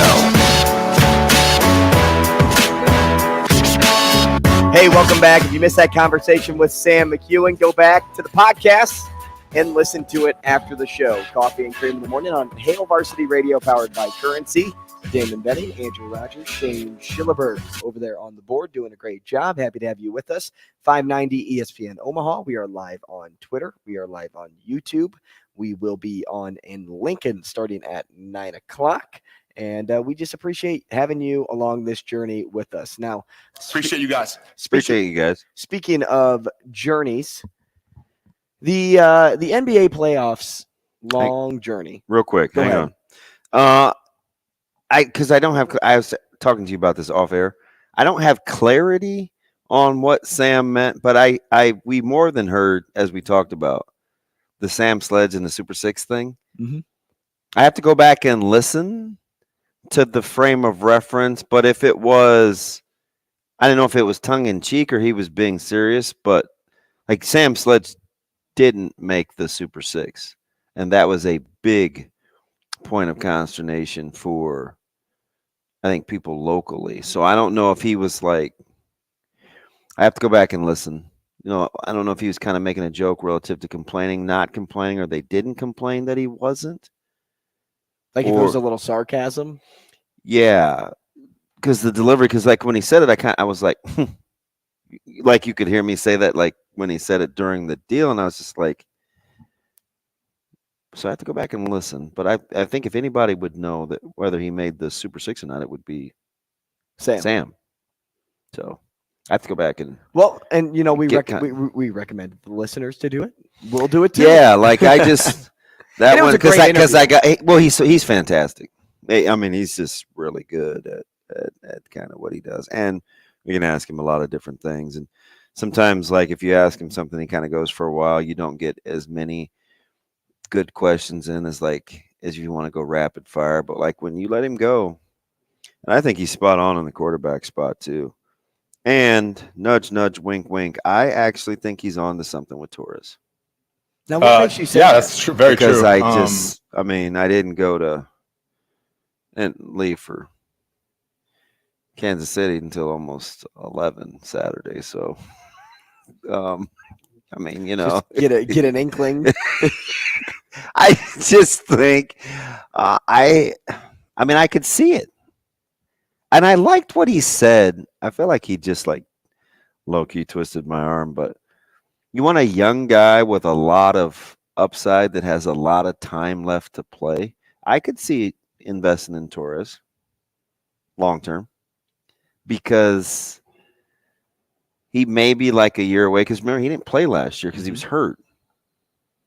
But it seems like over the last week or so, and sometimes it just happens like click. Now, I'm not saying he's the guy. I mean, people hear what they want to hear. Mm-hmm. But I am saying I think he could eventually be the guy. There's a certain level of accuracy, I think, to what Sam said and he's just making a suggestion. He's like, I kind of want to see Richard Torres. I just think the transfer portal is so hard for somebody to really develop nowadays. Did you watch the Georgia spring game? Caleb and I watched that. I mean, we were going back and forth watching that thing, and they got 3 good ones. Texas has 3 good ones. I mean, and you can't all play. So you go somewhere else to try to find a spot to play, and then here you are, the Richard Torreses of the world get buried on a roster. I know the NCAA told me that the transfer portal swapping to the April 15th day partly was for academics, the semester calendar and quarter calendars, but it's going to be very hard on players that have like basically a 3-week window to make a decision. Right. Like, especially because you just spent 3 months practicing with this team, building relationships, trying to find your spot. You've been putting in a lot of work. And then if you don't feel like you got the resolve, how do you feel then when you're sitting there mulling over your options for, what could be just 72 hours for certain people? Yeah, tough window. Tough window. But you better make sure. Plus, I mean, if all the tampering that people allege happens is happening, then, players have had plenty of time. But I can't imagine people haven't reached out to 2 of the 3 quarterbacks at Texas and Georgia. Well, especially because you get a guy that comes out that says, oh, Quinn Ewers, he's starting. Yeah. He's the guy. I mean, it's not like Arch Manning looked. I don't know. It was just interesting. Just incredible. Right? And it's early, right? You don't want to make any sweeping accusations, any sweeping judgments on just a small sample size. But I mean, I was watching a lot of these big time guys regionally at the Under Armour camp on Sunday, and I wanted to make some sweeping generalizations, but then I remembered it's 41 degrees out. The wind is blowing. It's not ideal conditions. It wasn't ideal at all. It was actually miserable. I mean, people were getting blown off the trying to stand on like bleachers and stuff. It's not good. And it was cold enough to where they shut down the 40. Like they just did the 10s. Mm-hmm. So a lot of those guys hadn't been in those situations before. So, I mean, I have to kind of be careful with that, but it is tempting because you don't want players to jump the gun either. Right? Like sometimes you just got to ride it out. And if I'm the number 2 somewhere, I'm an injury away from being the man. Right? Like, well, if you're the number 2, it makes sense to stay. But if you're the number 3 or 4, then it's like, I get it. I want to go be a number 2. So it's hard to build quarterback depth. What do you think? Not to take away from the NBA, I didn't want to talk about it. Well, we'll get into that in a few moments because I want to ask you this now because now you have my mind on spring game, like not just Georgia, not just Nebraska, but did you watch Michigan? I watched Vandy. Well, I was going to ask if you watched Ohio State. Yeah. Oh yeah, this weekend. And I only saw bits and pieces because they're in my library. Because of course, when you are in a wedding, you're occupied for the majority of the day. Mm-hmm. But what do you think of Kyle McCord? Just okay. I didn't think he was overly impressive. Just okay. But I mean, relative to what they had before at Ohio State. So that's what I have to ask myself. I mean, they're coming off a handful of thoroughbreds. Yeah, you're coming off a guy that is projected 1 or 2 in the draft. I mean, you go all the way back to like 06. I mean, they've had some fellas. They've had some dudes. Right? Yeah. The one guy that people thought just kind of fell into the Heisman, Troy Smith, wasn't a bad player either. Mm-hmm. So it goes back. And they had a couple on one roster. I mean, Cardell Jones played 4 games and was like, looked good. So I mean, they've had some guys, but I don't know what you have to do with that wide receiving core. I mean, they have some weapons. And I didn't even realize that Smith and Jigba had a brother that played baseball. Yeah. I mean, I found that out listening to the radio over the weekend. They have some weapons. So I got to be able to get the ball to Marvin Harrison, though. They have to be able to plug some holes up front, too. Like that offensive line's got to be better. I mean, because they're not competing against just the Big Ten. Although Michigan's like saying, yeah, they are.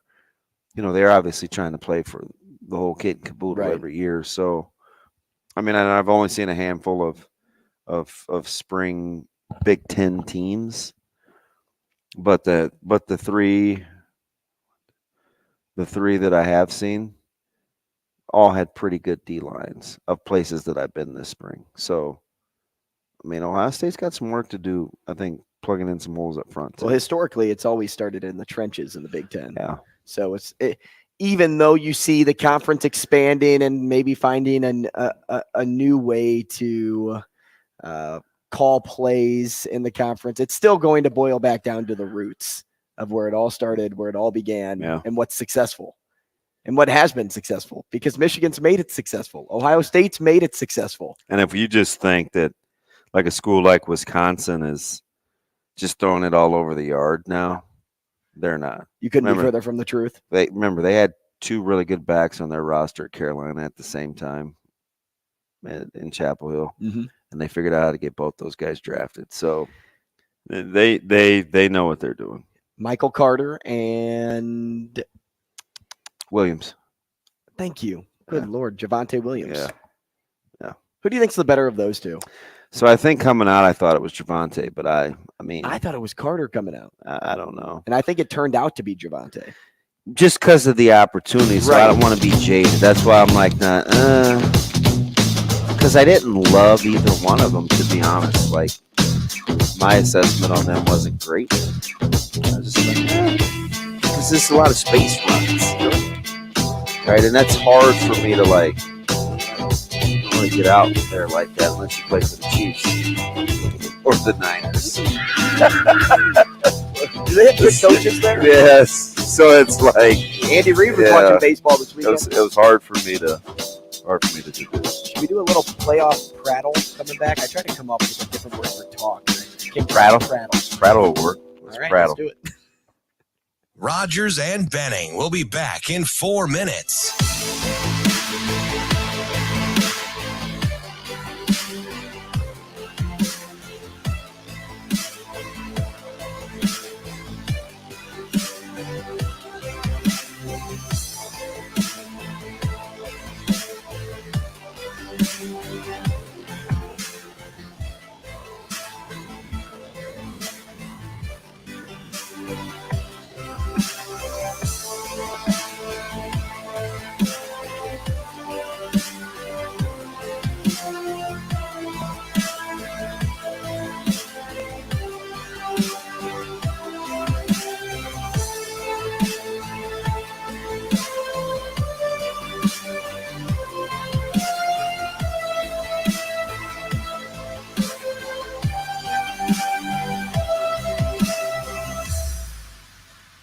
Rogers and Benning will be back in 3 minutes.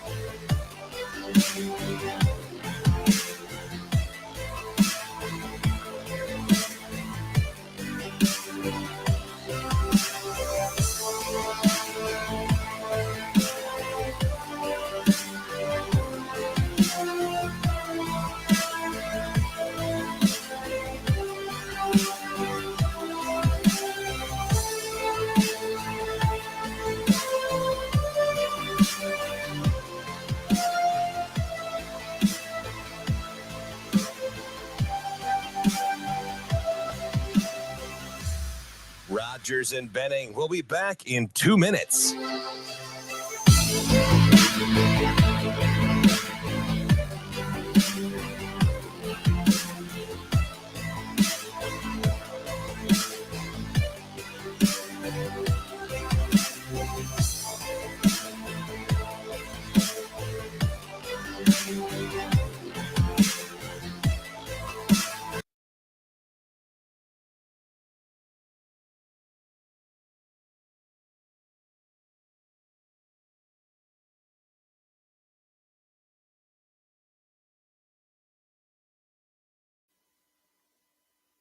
That are pretty good, and then I think they added a couple of pretty good players.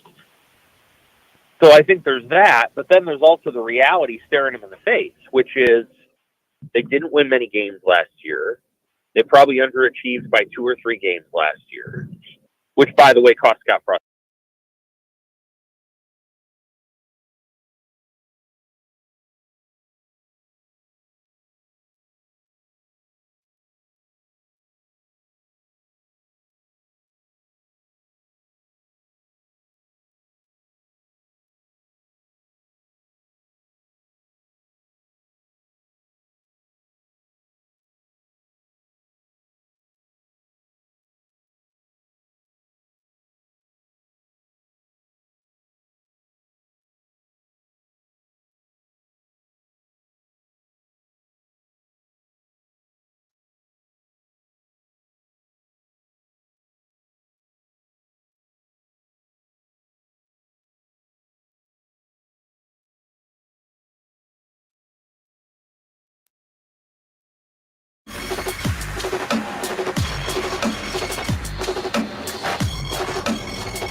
Coffee and Cream with Rogers and Benning on Hail Varsity Radio.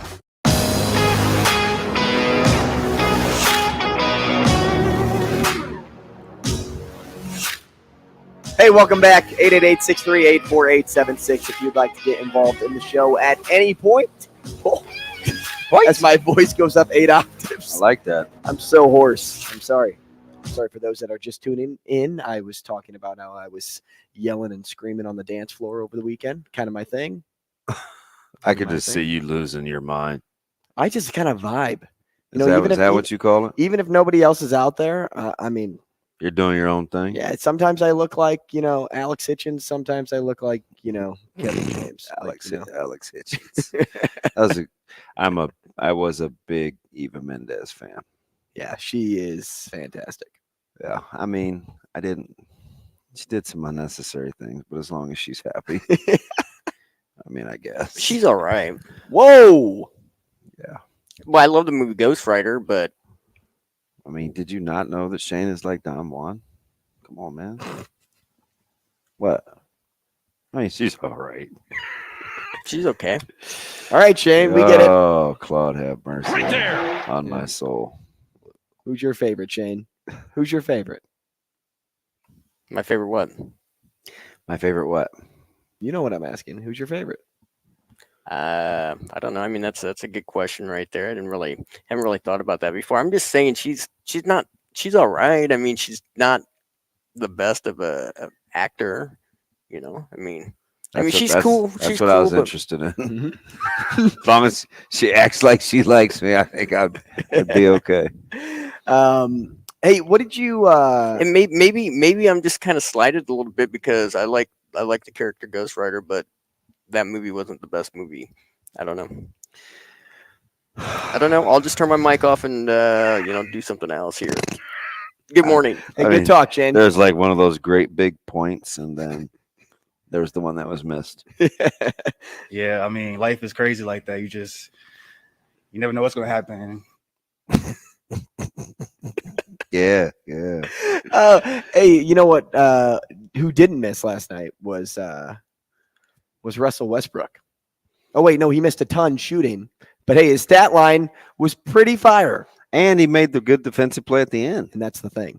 That was the big moment. Yeah. The situational moment. Yeah. That mattered.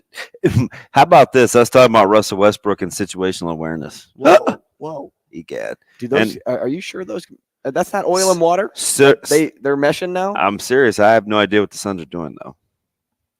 Well, is KD going to ever take over a game? I mean, maybe he's biding his time, but yeah, he had 27 points, but the points were way too spread around for somebody like him on they the let floor. the Clippers answer every run. Kawhi played out of his mind. Yeah, and they should. I mean, they should only get better. That's if they make it past this series, but because you're not going to get George back. Nope. I mean, so he's out for this series for sure, and we'll see what happens after that. But man, that was one and right for the pickings. But I don't know. I mean, should Durant have more than 15 shots? Yes. But he did go the ball 20 times a game. He did go to the line 10 times. And he buried all 10, but he should still shoot 20 times. So those foul attempts do count as they should count as like because he is shooting the ball. But it just seems like I don't know. He should shoot 21, 22 shots a game. I just couldn't believe the Clippers' resolve. They answered every run. And that's after they got off to the good start. Then here come the Suns, at the tail end of the second quarter. And you're like, oh, they're in trouble. Mm-hmm.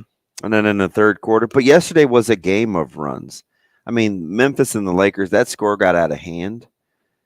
I mean, but the Memphis was up like 101-98. How happy were you that the Lakers got the 7 and not like the 8? I was pretty happy. Like if they would have had any other setting, I don't think the Lakers would be talked about as a team that could make it to the Eastern Conference Finals. Conference Finals. They've got a good draw. Really good, nice draw. Yeah. Because you either play, you start with Memphis, and then you either play Golden State or the Kings, right? Sacramento, versus having to play Phoenix or Denver, Phoenix. Why don't we factor in the 5? Why don't we factor in the Clippers? I'm a little biased because I hate the Clippers. But again, and I like to make fun of them because that was the team I said that was supposed to have the most depth all year. And I didn't think my main man, T. Lue, had a great year. But, I mean, they do have good personnel, especially if they get Paul George back after this series, if they beat the Suns. But I don't know. There's just some weird matchups. Minnesota will never play good enough defense to beat Denver. No. Memphis isn't big enough. That's going to be a 4-0. Memphis isn't big enough to bother the Lakers. And I think if I remember correctly, I said Memphis in 6 or 7 last week. Yeah. But I don't feel good about it now that Jazz hurt. I just don't. How are they going to get enough stops? Their interior. I mean, you're not going to get that from Jaren Jackson Jr. No. But you're also not going to get that from Austin Reeves either. But they need Jaren Jackson Jr. more than the Lakers need Austin Reeves because LeBron, I mean, you kept him down. I think he only shot the ball twice in the fourth quarter. Mm-hmm. So and the Lakers had a great fourth quarter, but Memphis won't shoot like that either in the fourth. Quietly though, the Lakers bench is like a legit bench. Rui's not coming in and hitting 5 threes in a quarter again, I don't think. But you better figure out where he is on the floor. This is what they got Hachimura for. And he got loose. But it's just some funny, like, who's Trae Young gonna guard in this Celtics series? Like that's an awful matchup for the Hawks. It seems like. any matchup against the Celtics is going to be an awful. I actually think they're the I'd make them the overall NBA favorite. They're mine too. I told Ravi this when he filled in for you early on in April. They're kind of like UConn. Think about the path that UConn took this year, and then think about the Celtics path. They started out really hot and then had that stretch of games that did not go well for 2-3 weeks, and then they got back on the hot train. Now, the crazy thing is the Sixers are playing pretty well.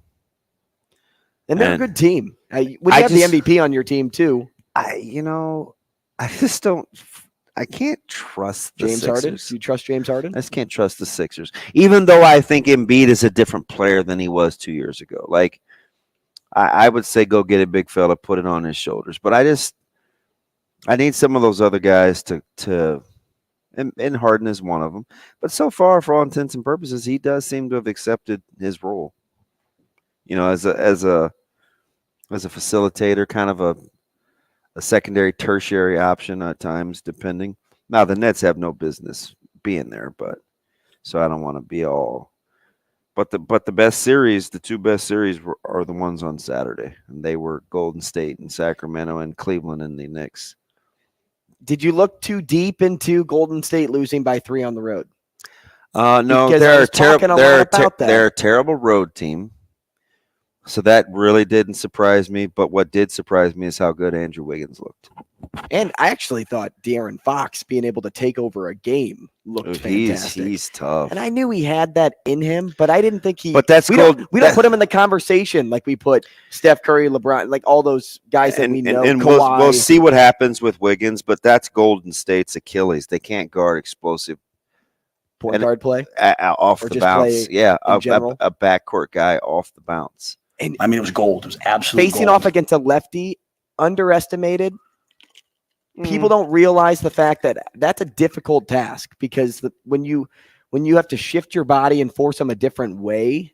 Yeah, he's been left-handed since he's been in the league, though. But what I'm saying is defensively, as a righty, if I'm forcing someone to go the other way and now I have to utilize my left hand more, that's a difficult thing. Yeah. So that's tough on everybody. I'm not going to say that these guys are NBA players. Yes, sir. Right? They can defend. They can defend anyone. Nice. Yeah, I heard it. I'm just trying to talk through it. Talk through my points. There's power through, and man. Garrett McGuire comes by with hot fries and honey buns. What's up, y'all? How y'all doing? I just don't know if that, like, those wide receivers are going to have to really be good. I don't know if, like, the fan base can rally. I hope that's not disrespectful in any way. No, sir. No, sir. He's on just his game. to freaking grab some hot fries and. That's good, man. He's on his game today. That's good. Is he not the best? Well put together drop. I mean, is he not? Well, for you, maybe. Like, he's the best at giving you a drop. Right? He's really big, really, really long.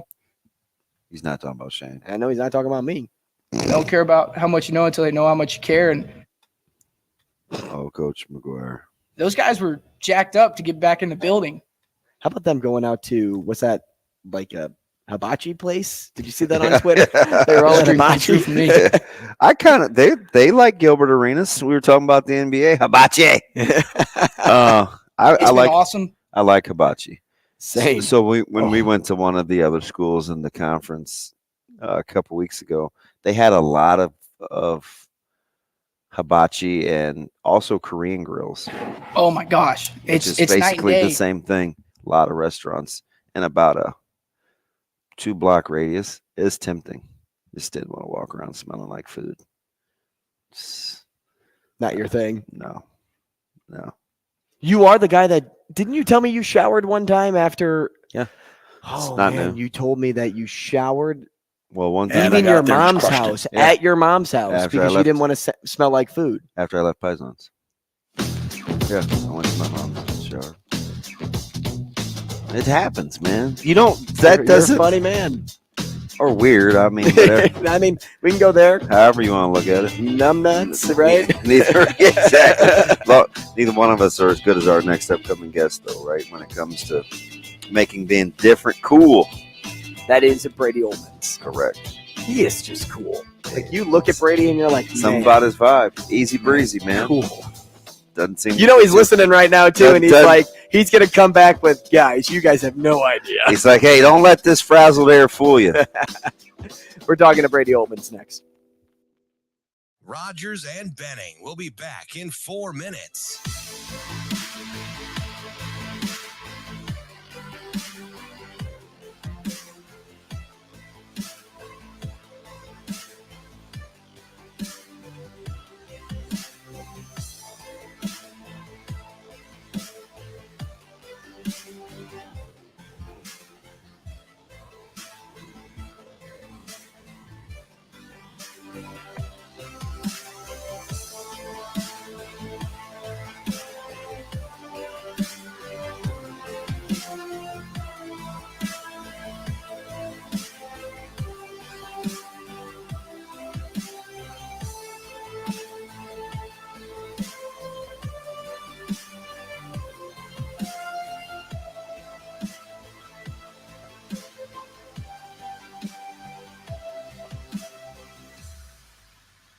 Rogers and Benning will be back in 3 minutes.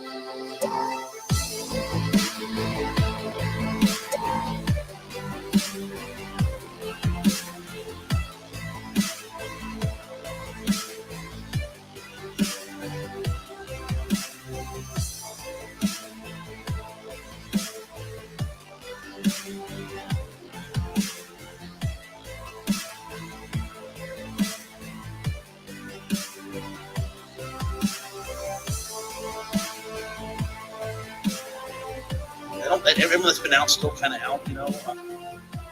Yeah, today.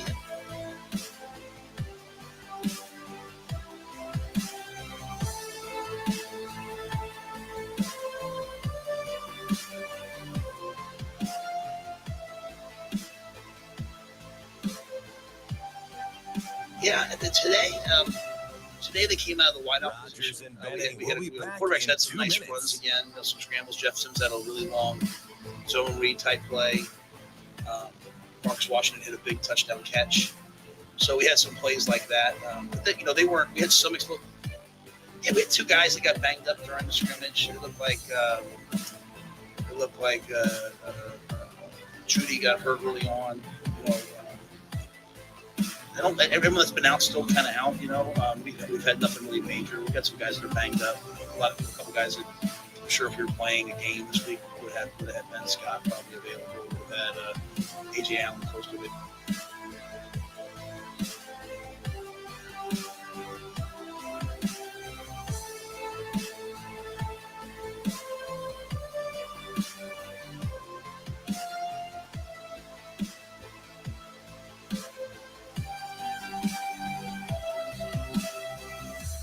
Rogers and Benning will be back in 1 minute.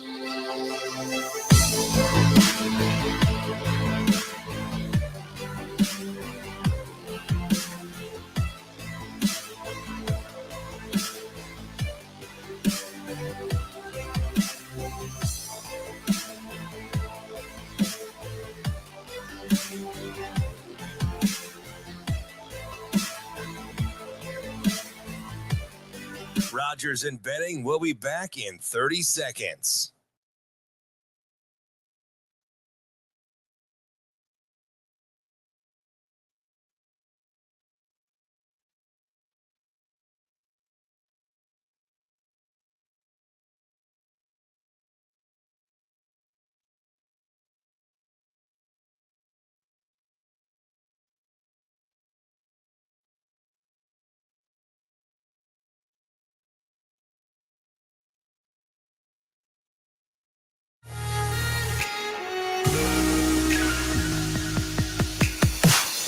Coffee and Cream with Rogers and Benning on Hail Varsity Radio.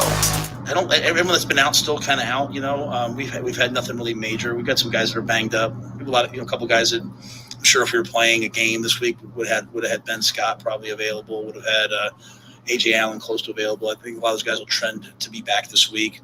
Blaze Gunnarson's been back practicing with us, which is good. He's a player I'm really excited about. I like what he does. So I think we're in a good space.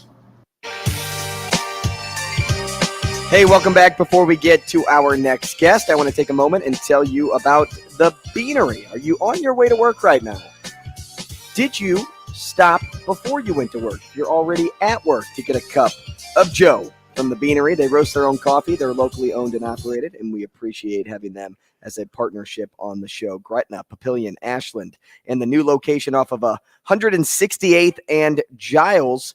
If you need coffee, you go to the Beanery because they serve people coffee. That's their slogan. Hot, iced, frozen specialty drinks. They have food there as well. So it's kind of a good breakfast stop as you start your week off, like you always do with us here at Coffee and Cream. Are you guys going? If you're like me and you're a ding dong, not a ding mins, I had a free oil change courtesy of Dingman's. And because I'm a ding dong, I went somewhere else for my oil change because I needed it when I came back and forgot that I had the coupon and didn't realize I did until I walked back into my house and saw it hanging there on the wall saying, "Hey, Andrew, take me the next time you need an oil change." Oil changes have become expensive too. I'm surprised you didn't take them up on that. I need another one. Thankfully, it's not. Thank goodness, it's not. Yeah, a one but and not done for thing. a while. Yeah, but the good news is, like, I'm traveling to Kansas City this week, so I'm going to put some miles on the car.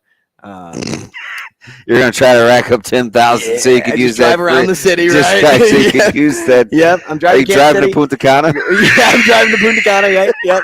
I mean, my car actually, if you look at the tires, they actually flatten out and they hover. So you James Bond or somebody? Allows me to have it as like a boat out there. But no, I'm going to be out there for the draft too, so I'll be driving around a little bit. Yeah, like why not? Eat up some miles. It is drafts. It's draft time, Shane, as we built the schedule for this week. Yep. And if you need a place to go to take your car, go to Digman's Collisions Center. Let's get to our thanks, Shane. Let's get to our next guest here. He's Brady Oltmans. We love this guy. He comes on at 9:00 every Monday. Nebraska football and recruiting reporter for Hail Varsity. He's one of our own. Brady Oltmans. Good morning. Morning, fellas. How we doing? We are good. Hey, we are good. Are you? Tell us how cool you are. Like, if somebody were to like see you walk into, I don't know, just a family gathering, like what are you wearing? Like, how are you strutting? Look, my man is like the epitome of cool. Yeah, we're like, be too cool for school. We're trying to get your vibe. Like, wait, was Coach Rule talking about Brady? Sometimes some guys can be too cool for school. These guys weren't. They wanted to do this. Okay. Yeah, I know that's why he's wearing glasses now because of you. They're almost the same too, man. I'm not kidding. Yeah, he's just trying to be you. I am. Thick frames, man. It's a good look. My dude, that away. Like I'm serious though. Like Coach Rule, I always joke about the checkers chess. It's kind of getting old after the time that he's been here. I'm well aware that he's probably an outstanding chess player, especially when it comes to dealing with the media. But he's just continuing to push buttons, man. Like, and it seems like they're internal buttons. What do you think's grinding at his gears, or is just kind of how he's wired, do you think, going forward? Well, I think it's just kind of his personality. I mean, he's no spring chicken to this thing. You know, he did it at the NFL. He had Baylor and Temple for numerous years. Of course, I don't even think the Carolina Panthers even brought as much media attention as Nebraska football does here, you know? So he's just used to it, but it's also how he's wired.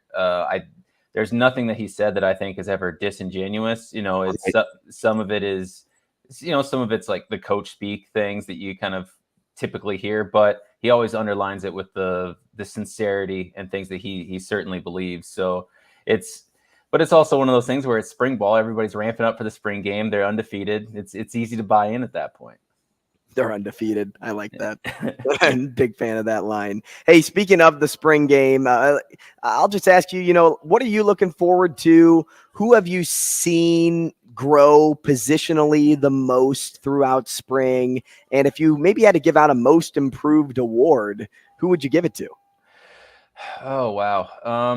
Well, I think maybe most improved might go to Omar Brown just because he gets his name mentioned a whole lot. He, for whatever reason, just didn't get on the field much last year. Of course, he's, was a very accomplished FCS player at Northern Iowa, but just couldn't get through that lineup last year. It seems like the coaches really like him. Blaise Gunnarsson looks really good in camp, and he's performing well. Coaches seem to talk about him. He was a little roughed up injury-wise, but he's coming back from that now. Just in this last week, I think Matt Rule kind of mentioned him as one of the guys that could have really cycled in and gave them a lot in the last scrimmage. There's a couple of guys. Like, the defense is one thing I'm really looking forward to at the spring game. I mean, you talk about the significant gains that the defense made during the last scrimmage. Matt Rule kind of mentioned that they were vastly improved. That kind of coincides with Tony White's idea of scaling back the defense on installments in spring ball and letting the guys play, because now they have a better idea where guys fit in. Now they want to give them the confidence to go out there fast and make plays. So that's really what I'm going to be looking for in the spring game. I mean, there's every single position, every single movement is going to be scrutinized and things that we're keeping an eye out. But in total, I'm fascinated with how that defense might look. Yeah, I just want to go back. I got to give some credit. I remember Coach Chenander 2 years ago during the Thanksgiving break before they got ready to play Iowa, talked about the emergence of Blaze Gunnarsson and how he felt like all of a sudden he was kind of unlocked. He said, I don't know if the scar tissue's just, broken up and he's feeling good. He's comfortable. He's getting the scheme down. He said, but he said, I think we've got something. And then last year, he played in some sub packages and was trying to hang in there, and Rule brings him up again. I think there's something too when a guy is referenced by a couple of different staffs, even though he hasn't played yet, right? Because they're not doing it for goodwill. There obviously has to be something there, right? Yeah, I mean, you even look at him in practice. He goes up against Raquan Buckley, who is, the body types are completely different. Yeah, considerably bigger this year. But Blaze still holds his own. His arms look like, he could bench press a city bus, and his lateral movements and everything looks really good too. I mean, you look at him, immediately popped out and was like, okay, this guy looks different. He looks bought into the process, and he looks like he can make a difference. And to hear Matt Rule speak of him in that way, and even I think Tony White's mentioned him, Terrence Knighton, I think in the little bit of time we talked with him, mentioned him. I think it just shows that reoccurring formula that, okay, this guy might have a place in this team going forward. Looking for a difference maker.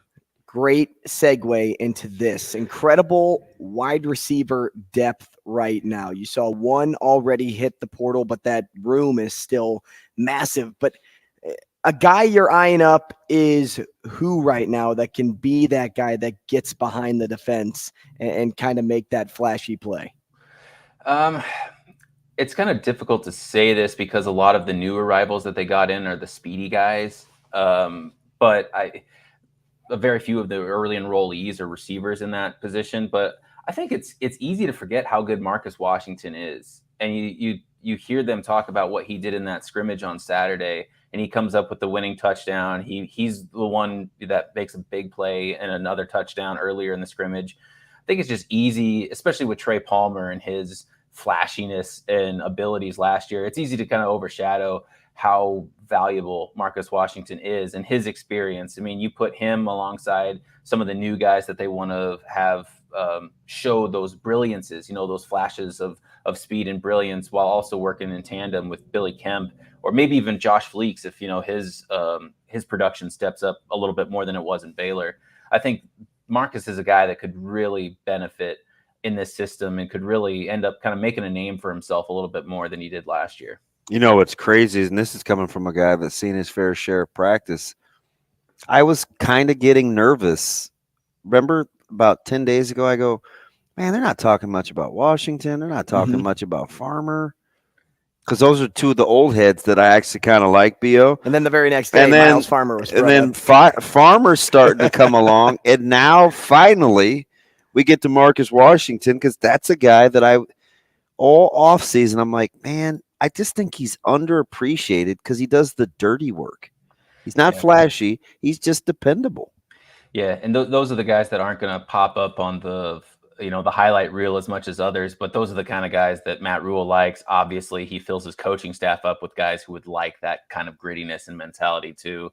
And then Miles, to that point, I mean, he's gritty too, but he's also kind of taken on a little bit of a leadership role, showing guys around him. Yeah. And he's not, he said he's not afraid to line up a corner and square up on some guys if he needs to, that means a whole lot in that defense where you got to be versatile. If you got a starter and a stalwart back there that's willing to line up a corner, that's a pretty good deal for your defense. Brady, we just got this question in, roughly 30 minutes ago, and we haven't gotten to the topic just yet, but I'm going to ask you because you're the expert, and DB and I can always touch on it later as well. But 515 Dave on YouTube asked, and we were talking about the quarterback room with Sam and kind of the spread and how Torres's name is now starting to emerge. I asked about the separation from Sims to Harburg. And then, of course, Casey's always going to be in the mix. But he asked, realistically, with a packed quarterback room, how many guys do you expect to transfer and who?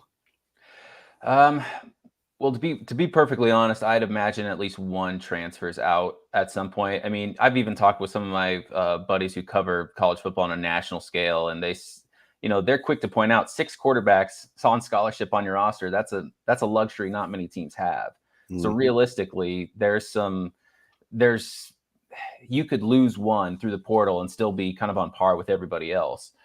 And then you look at just the proximity to the field. I mean, Jeff's obviously getting a lot of attention now. He's got some major game time experience, and they like the dynamic run game that quarterbacks bring, which is why Heinrich, even Torres, he's kind of a mobile guy, but he's got a really good arm to him too. And he comes from Texas, so this coaching staff knows him well. Chuba is standing out there too, but then you got Casey and Logan kind of sitting on the sidelines because of injuries. And even, Matt Rule talked about Casey. They like the situational awareness thing on the scrimmage, and Casey was right beside him, kind of like talking, here's what I do, here's what they've got to do kind of thing. And Rule really likes that. And, I'm a firm believer that Casey Thompson's not really going to go anywhere without giving it a go to challenge for the starting spot. And that's just not the way that he's wired, I don't believe. And he's not able to fully compete right now. He probably will be later. But at some point, just mathematically speaking, somebody in that quarterback room is more likely to leave than not. But who that is right now, I don't know. I mean, they seem to really like Heinrich. They've got ties with Torres, but if he sees, a brighter future elsewhere, that could go. And so just talking out loud, I mean, that leaves, Chuba, potentially Logan, on kind of the other side of that conversation. But if they see a potential future for themselves in Nebraska, they'll try to stick it out this spring. Brady, with just a few days to go until we actually see a full-scale scrimmage, has your opinion changed on which coach intrigues you the most from the beginning of their arrival to what you're looking forward to on Saturday? Well, I think at first it might have been Garrett McGuire, just because, the age thing, but he's also got the NFL experience. I think what mostly stood out was how packed that receiver room is. And I was really curious to see, if he and Bob Wager were probably the two coaches that had the most immense talent, game ready talent right away to go. But at this point, I'm very curious about Terrence Knighton and that defensive line. I mean, they're kind of splitting some of those edge rushers up between him and Rob Dvorak and giving that diversity and dynamic defensive front look that they want. But Terrence has also given some pretty hands-on work with, Stephon Wynn, Blaise Gunnerson, even Raquan Buckley and Nash. They've talked about him stepping up his game. So I'm really curious. I don't know if they really have like the mold of the body that he wants in, the kind of stereotypical big, bulky, but also guys who can get lateral quick bodies that they'd want in, that that Terrence Knighton really wants to get in, or that really loves to coach. But he really likes the guys that they've got in now. So I'm very curious to see what they do and the movements that they make in the interior to kind of cause a ruckus and help the rest of that, bare front or dynamic defense get to the ball a little bit quicker. We're talking to Brady Oltmans, Nebraska football and recruiting reporter for Hail Varsity, at Brady Oltmans on Twitter. Brady, we heard Coach also say that in the spring game, he wants his ones to go against his ones and his twos to go against his twos. And, I think that's really important when it comes down to this question that I've been wondering about for a couple of weeks now, and that's play calling. Like, if they could really play a game, right? Just say everybody's healthy, they have the linemen, everything. What do you think the play calling is going to look like in this game? Well, I don't imagine them pulling out a whole lot of tricks. I don't imagine them, digging really in deep with what they want to do this fall. Like trying to picture what they're going to look like lined up against Minnesota. I don't think you're going to get. You might get the outline, but you're not going to get everything colored in that picture. But they want to see kind of that base embryo of offense and defense and how these players respond to it, where they can move, where they can fit in and line up. I mean, they're going to try to be dynamic on defense, move the front seven around, maybe give a couple different looks at the back end, mostly because, they want quarterbacks to see everything. They want to attack. They like quarterbacks being live. So they practice just like they want to play. I mean, that's a big point of emphasis for Coach Rule. And then on offense, they're going to line up. They're going to run the ball. They like to run the ball. They want to make that a point of emphasis. But then they've also got a whole lot of receivers that need to show out that they can block as well as run and catch. So I'd see a lot of mixes. The stage progression look. Plus, that's also a good way to help your quarterbacks kind of showcase their skills and see what they can bring to you in the summer and the fall. So essentially what you're kind of getting at there with that answer is going back on what Coach Rule said too about situational awareness and making sure they finite the little things before they get a little more adventurous. Yeah. I mean, what they're going to do is basically just they're going to show out. They're going to make it a competition. They're going to keep guys dialed in so that they're constantly, if not only getting that physical rep, they're getting the brain rep, and they're trying to work in situations, get in there. So when they are in a game scenario, they can just go. It's more muscle memory than it is kind of scrambling, trying to figure out what they're going to do. And through that, you're going to get a pretty good idea. If not the whole picture, you're going to have a good idea of the direction that the offense and defense are going to be treading into in the summer and fall. Brady, before we get you out of here, if you're watching this team from a year ago, you've heard this staff talk about doing the little things and getting over the hump and being put in situations where it becomes, you don't panic when you meet them in real games. Where would quality special teams be for you in terms of being a deciding factor to get over the hump this year? Because it seems like it's one of those things we've kind of taken for granted. Yeah, I mean, for me personally, it ranks up there, and clearly it's a big point of emphasis for the coaching staff. I mean, I think Matt Rule talked on Saturday about how they want to be a little bit more consistent in the kicking game, and he mentioned that they need to clean things up on special teams. They need to get more hands, on blocks and everything like that. And I read that personally as it's not like they're awful now. They just have a really high standard that they're trying to live up to and get there. And Ed Foley he's been doing this a while. He's been doing a whole lot of times with Matt Rule, so they know what to expect out of each other. He believes it should be good. Bob Wager, with a vast special teams background in the high school game and a really dynamic special teams mind, is helping out on that side of the ball. He believes that they can bring something to kind of a big punt, which they've got a big punter. They'll have a spirited kicking competition in the summer, and whoever ends up out there is going to be able to kick some field goals. They want to be able to block a kick, block a punt, get a big return on kickoff or punt coverage, or return, I should say. Either way, any one of those things could add up to sparking the offense or giving a lift to the defense or something in order to swing the game and momentum back in Nebraska's favor. That's just something that the team hadn't really done a whole lot of, especially in the return game in recent years.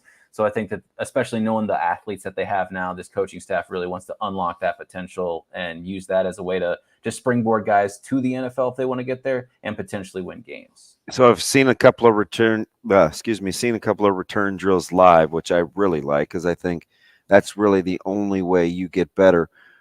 If you had to rank the return game versus when they actually put their foot to the ball, which one needs to be better for you this year?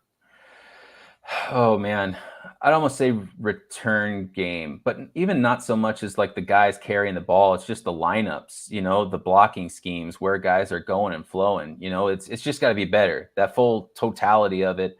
They hadn't sprung really any big kickoff returns last year. Their punt coverage was, I think they returned maybe less than a dozen punts in total all last season. I mean, and that comes from blocking. It comes from scheme. It comes from alignment. And for me personally, I see it in practice. They start slower with the coverage team being half speed or so that guys can visualize and see guys coming at them where they need to be and anticipate those movements. And then they work up to full speed in order to block to acclimate to it. To me, that is a very appealing way to learn it. It's an easier way to identify and get to where you need to be faster. And I think that it could mean some big things for Nebraska pretty quick. Brady, last thing for me, I always like to pick your brain about recruiting. I was chatting with DB briefly about the decent recruiting weekend that is going to be present during the spring game. Names to keep an eye on. Do you think it's going to have heavy impact being able to be there in the environment for a lot of these guys? Your thoughts just on the weekend as a whole, there recruiting wise? Oh man. Well, I kind of go in big check mark or bookmark dates, and the spring game is always kind of a big one. You want guys to see the game atmosphere that Memorial Stadium brings as much as possible. You've got guys like Jacob Smith, Willis McGahee IV that have seen Nebraska, came through and visited before, and they say, okay, well, I want to see what a game looks like, because if it's that big of a deal, well, come see like one of the most highly attended scrimmages in that college football in the country.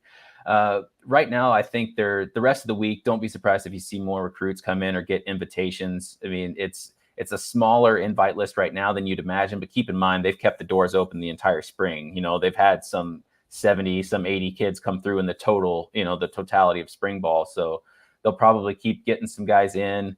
I think apologies, I can't remember his first name, but the Stein kid from Grand Island Northwest got an invite this morning. Tight end. Yeah. So he'll be coming into the spring game. Just imagine a lot more of that happening in the early part of the week. It's a really good way to give a strong impression of Nebraska's fan base, Nebraska football, and keep that a lasting memory going into the June before they start hosting official visits and get guys in for camps. So it's just a really big rallying cry in a moment. And Nebraska fandom is going to be as crazy as ever, not only for an appetite for some actual football, but a clean start with Matt Rule. Everything that he said, everything his coaching staff has gotten the fandom to believe. I mean, that place is going to be rocking, regardless of if it's going to be 70, or if the forecast holds true and it's 50 some degrees and partly cloudy.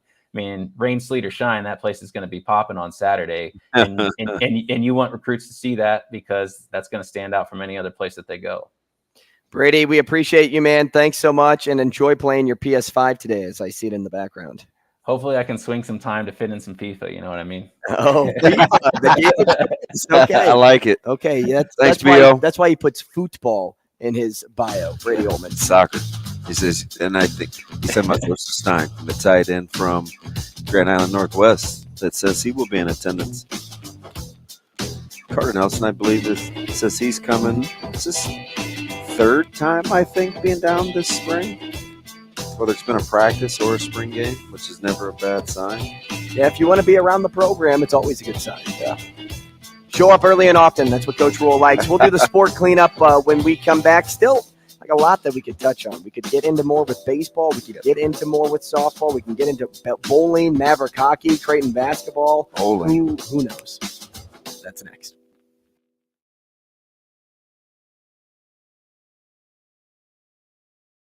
Rogers and Benning will be back in 5 minutes.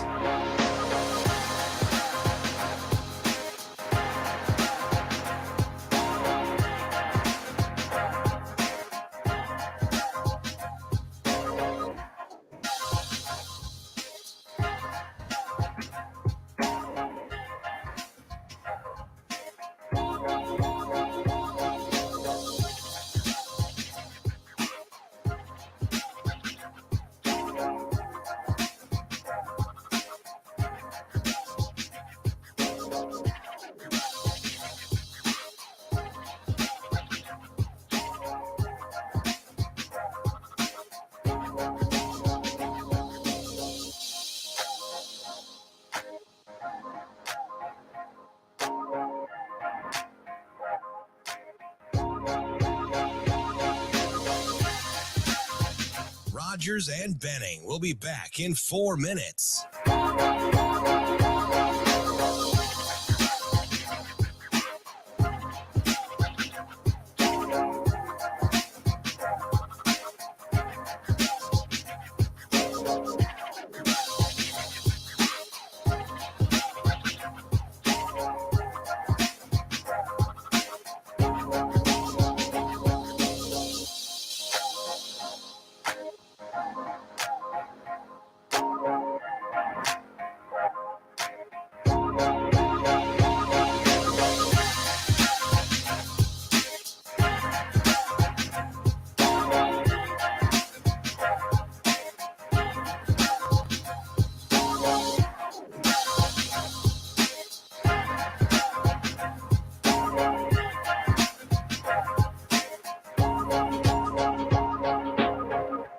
Rogers and Benning will be back in 3 minutes.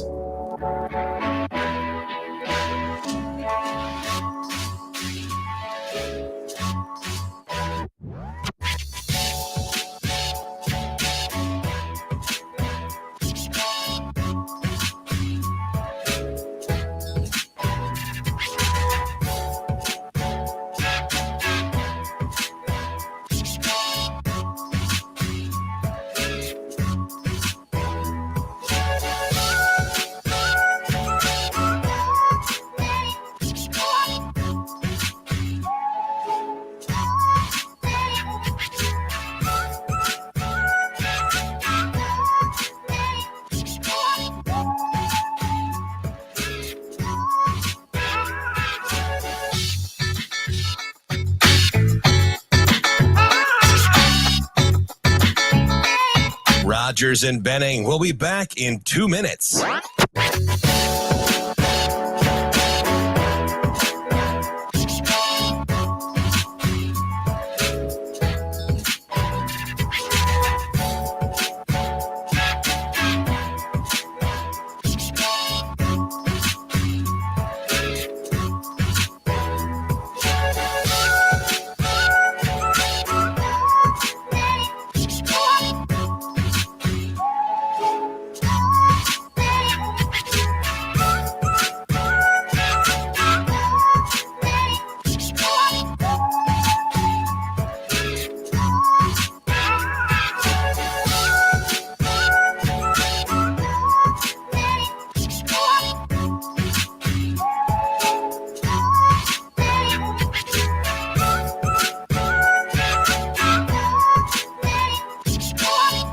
Rogers and Benning will be back in 1 minute.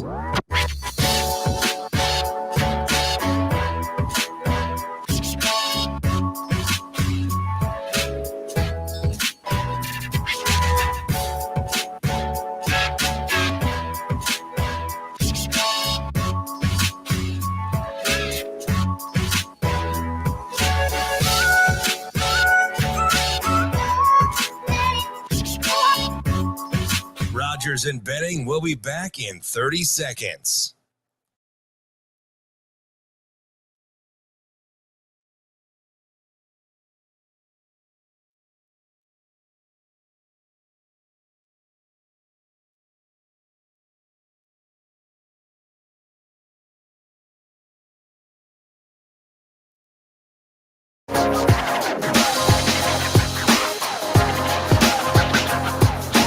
Coffee and Cream with Rogers and Benning on Hail Varsity Radio.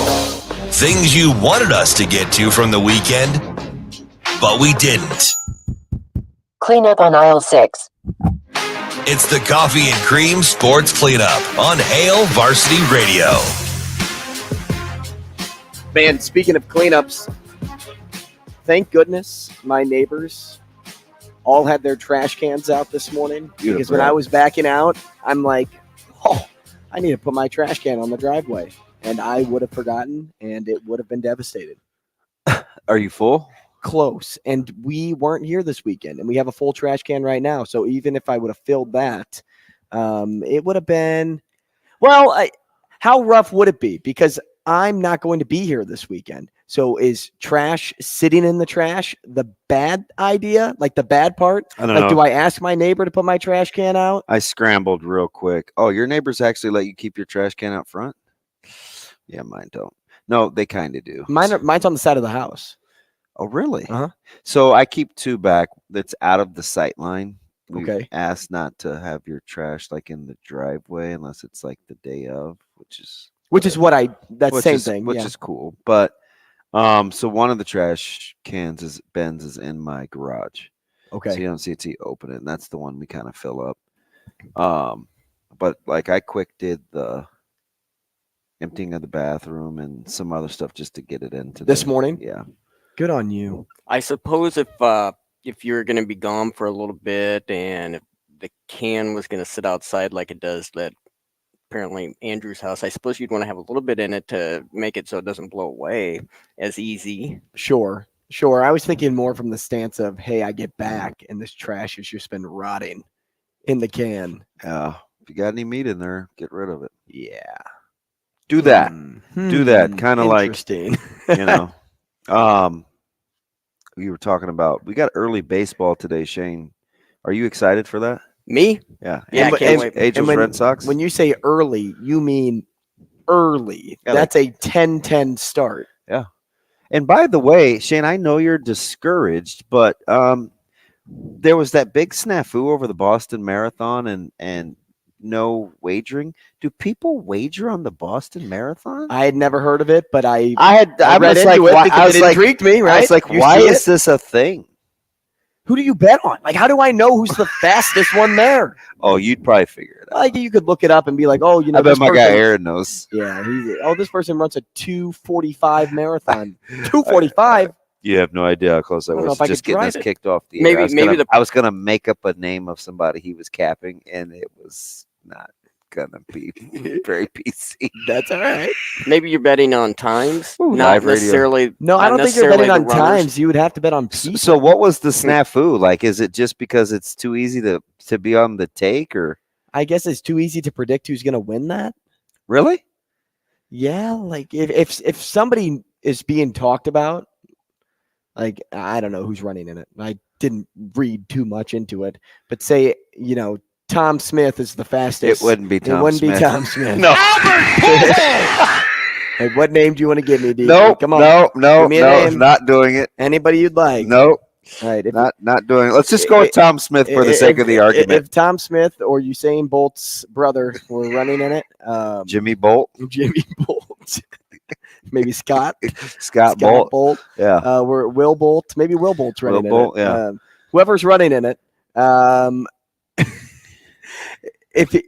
if he's talked about already, there are articles probably out there that's like, hey, this is the fastest runner in the marathon. Yeah. So if it boils down to it, he's not going to lose. Yeah. She's not going to lose, whoever it is. Like, you're probably betting on first. It's not like golf where you do top 5, top 10 finishers, right? Or is it? First inning unders? First inning under? No, or overs now. We are betting the over in the Angels Red Sox game. Over. No, what's the total? Are you just 8. joking? Because, well, you are something. So over today with Ohtani, who's he going? Is it Bello? Yeah, Bello. Over. First inning, over. Guessing the Angels are favored? Yes, minus 140. And by the way, how do you go backwards? Like when Really? it comes to That's awful low for Ohtani. I'm for it. That offense, though, this is what I talked about last That's year with Garrett awful Cole. low for Ohtani. He's only a minus 140 fave. When Garrett Cole was pitching last year, Well, that reeks. 0 run support. Never got run support. He would always pitch a close game and then they'd lose. They're 3-1. begging you to take Ohtani. It's kind of like this year, though, early on for Ohtani. I mean, yes, he's 2-0, but they don't score a lot when he's pitching. Yeah, that I just can't believe so many people were high on them this year. I don't know. I'm still for it. 7 and I know. 8. I'm cool with it. No, I know. I'm cool with it. And for my buddy, I got a good buddy. We should really be buddies. My buddy. Eminem, Mr. Myers. He's a huge Angels guy. Is he? Oh yeah. Might even be in his Twitter handle. No, it's not. But yeah, so for his sake, I'd like to see them at some point get over the hump. I mean, Make the playoffs. It's been a long time since Downing and Gritch and guys like that, Fred Lynn, but Rod Carew. But that was just like 3 years ago. I mean, it is. Well, fudge for Socha to be out of a job, a couple years ago with the start that he got off to with the Angels. Baseball is a cruel sport in terms of managers, right? Like AJ Hinch got fired. Yeah, well, he got fired because Twice. Well, it's a couple times. But remember, that was his second stint when he went to the Astros. Right. So it's like, yeah. But you had to see that firing coming.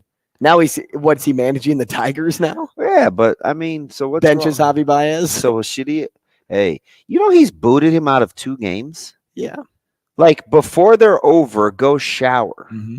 But I told you, this was super innocuous. We were just talking about flair in the game, and who did I tell you I couldn't stand? You said Javi, and I like Javi. I because of can't it. stand Javi Baez. Yeah, because I had said I like the passion, I like the intensity, I like it all. Yeah. Take the good with the bad with him, though. really take more bad than good right now.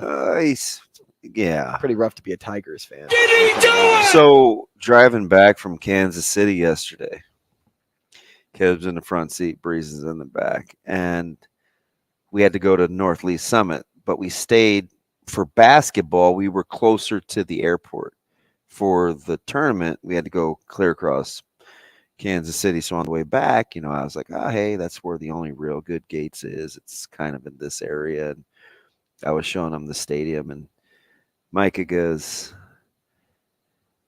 that stadium's either built up way too high and the field is way too low, or there's nobody at that game. And I go, it's the kind of a combination of both, though. It's actually the latter, but you're right. But there's you sit in the nosebleeds. This is you. Your knees are in the back of the person in front of you. That crowd was staggering for the Braves. I mean, that's the Braves. Mm-hmm. Yeah, because people don't travel anymore for the opponent. Like us, we would travel to see a certain opponent. That's the Braves. That's I mean, they're going to probably win the World Series. Yeah, I said it. Yeah. Well, that was our predicted World Series champ. Yours too, right? Mm-hmm. But I was shocked at the smattering of the Royals' attendance. But was it Brady Singer? But I did see. Or did they want to see Scott Barlow blow it again? I did see a stat where they've trailed. I'm going to blow this. Like Scott Barlow? I think they've trailed for like 80 of their innings, total innings played. The Braves? No. Or the Royals? Yeah. And it's maybe more than that. Something like that. They're never winning. Benning. What do they have, 4 wins this year? Yes. It's a gunner! Did I tell you I was talking to a guy that exaggerated their win total? And I'm like, come on, 40 games. You really think they're only going to win 40 games? I'm like, they could probably win 40 games. Yeah, we're 4-12. We're worst record in baseball. Take that monkey off our backs. Behind the Athletics. Yeah, something like that. And I feel like we jinxed Brunsey because when we talked to them, they were 3-9. They're now 3-11. Who's that? So I feel like we basically so even the Nats have 5 wins. Game over. Could be the A's at 3-13. Yeah, sorry, Brunsey. He got it. Hey, the Mariners did kick it into gear. They lit a fire beneath their bum. They heard me talking bad about 500. And nobody's gone and ran away and hide in that division. I mean, the Astros are kind of struggling out of the gates. They're, the Rangers are sitting up at the top, but I think they're only one game over 500, right? The Rangers, yeah. 9 So and I mean, 8. certainly not Am I insurmountable. right when I say that? 9 and 8. Yeah, I think so. Yeah, and I do believe. Oh no, they're 9 and 6. Are they? Mm-hmm. Double check for me. The AL East has the only team with no teams below 500, right? Everybody's 500 and better in the AL East. That is correct. Is there another division? No, and no. Yeah, so the Red Sox can change that today if they stub their toe against the Angels, but pretty impressive start for the AL East, which is why people couldn't, get all the wild card teams right, because you didn't want to have too many in one division, but the East is like, maybe you should have. Yeah. And didn't we? Oh, no, we only put one because we both excluded the Rays. Yeah. While we put the Rangers and Mariners in. NHL playoffs next. Rogers and Benning will be back in 4 minutes.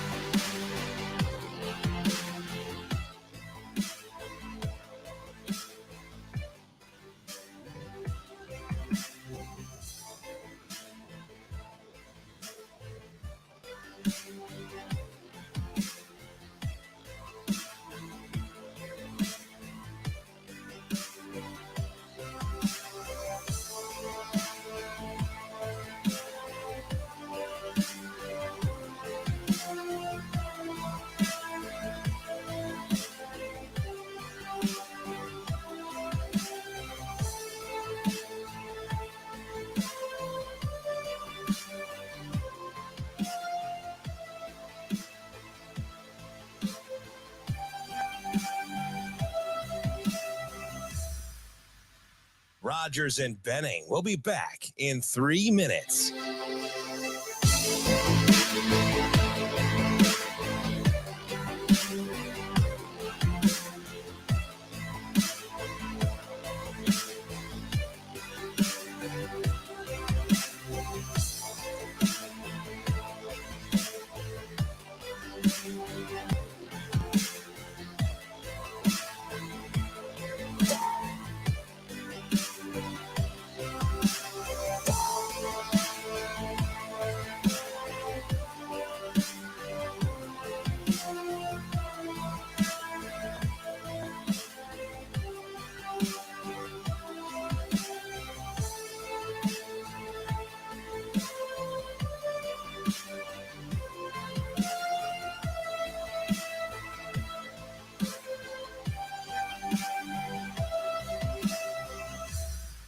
Rogers and Benning will be back in 2 minutes.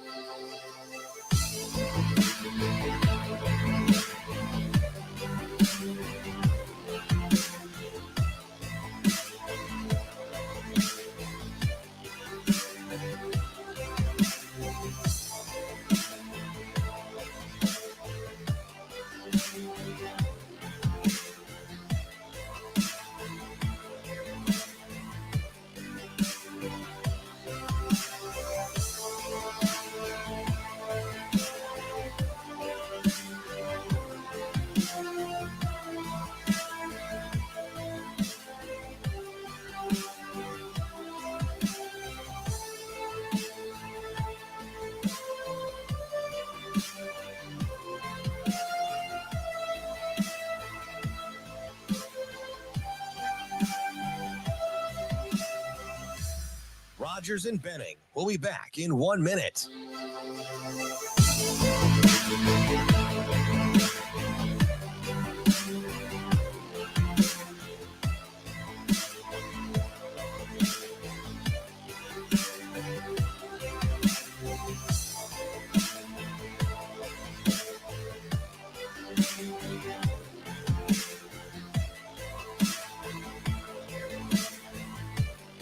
Rogers and Benning will be back in 30 seconds.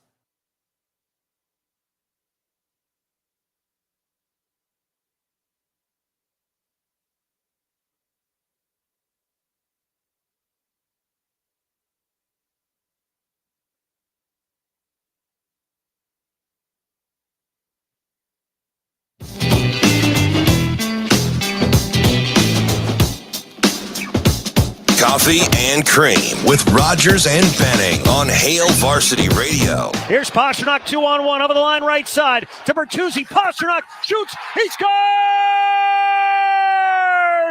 That's the hat trick. 60 goals for David Pasternak. Center point, Sergachev, open. Left circle, Stamp goes. Score! Stamp goes! 4 seconds left. Not sure they know. 2 seconds. 1 second. It comes down to the last play. It's over.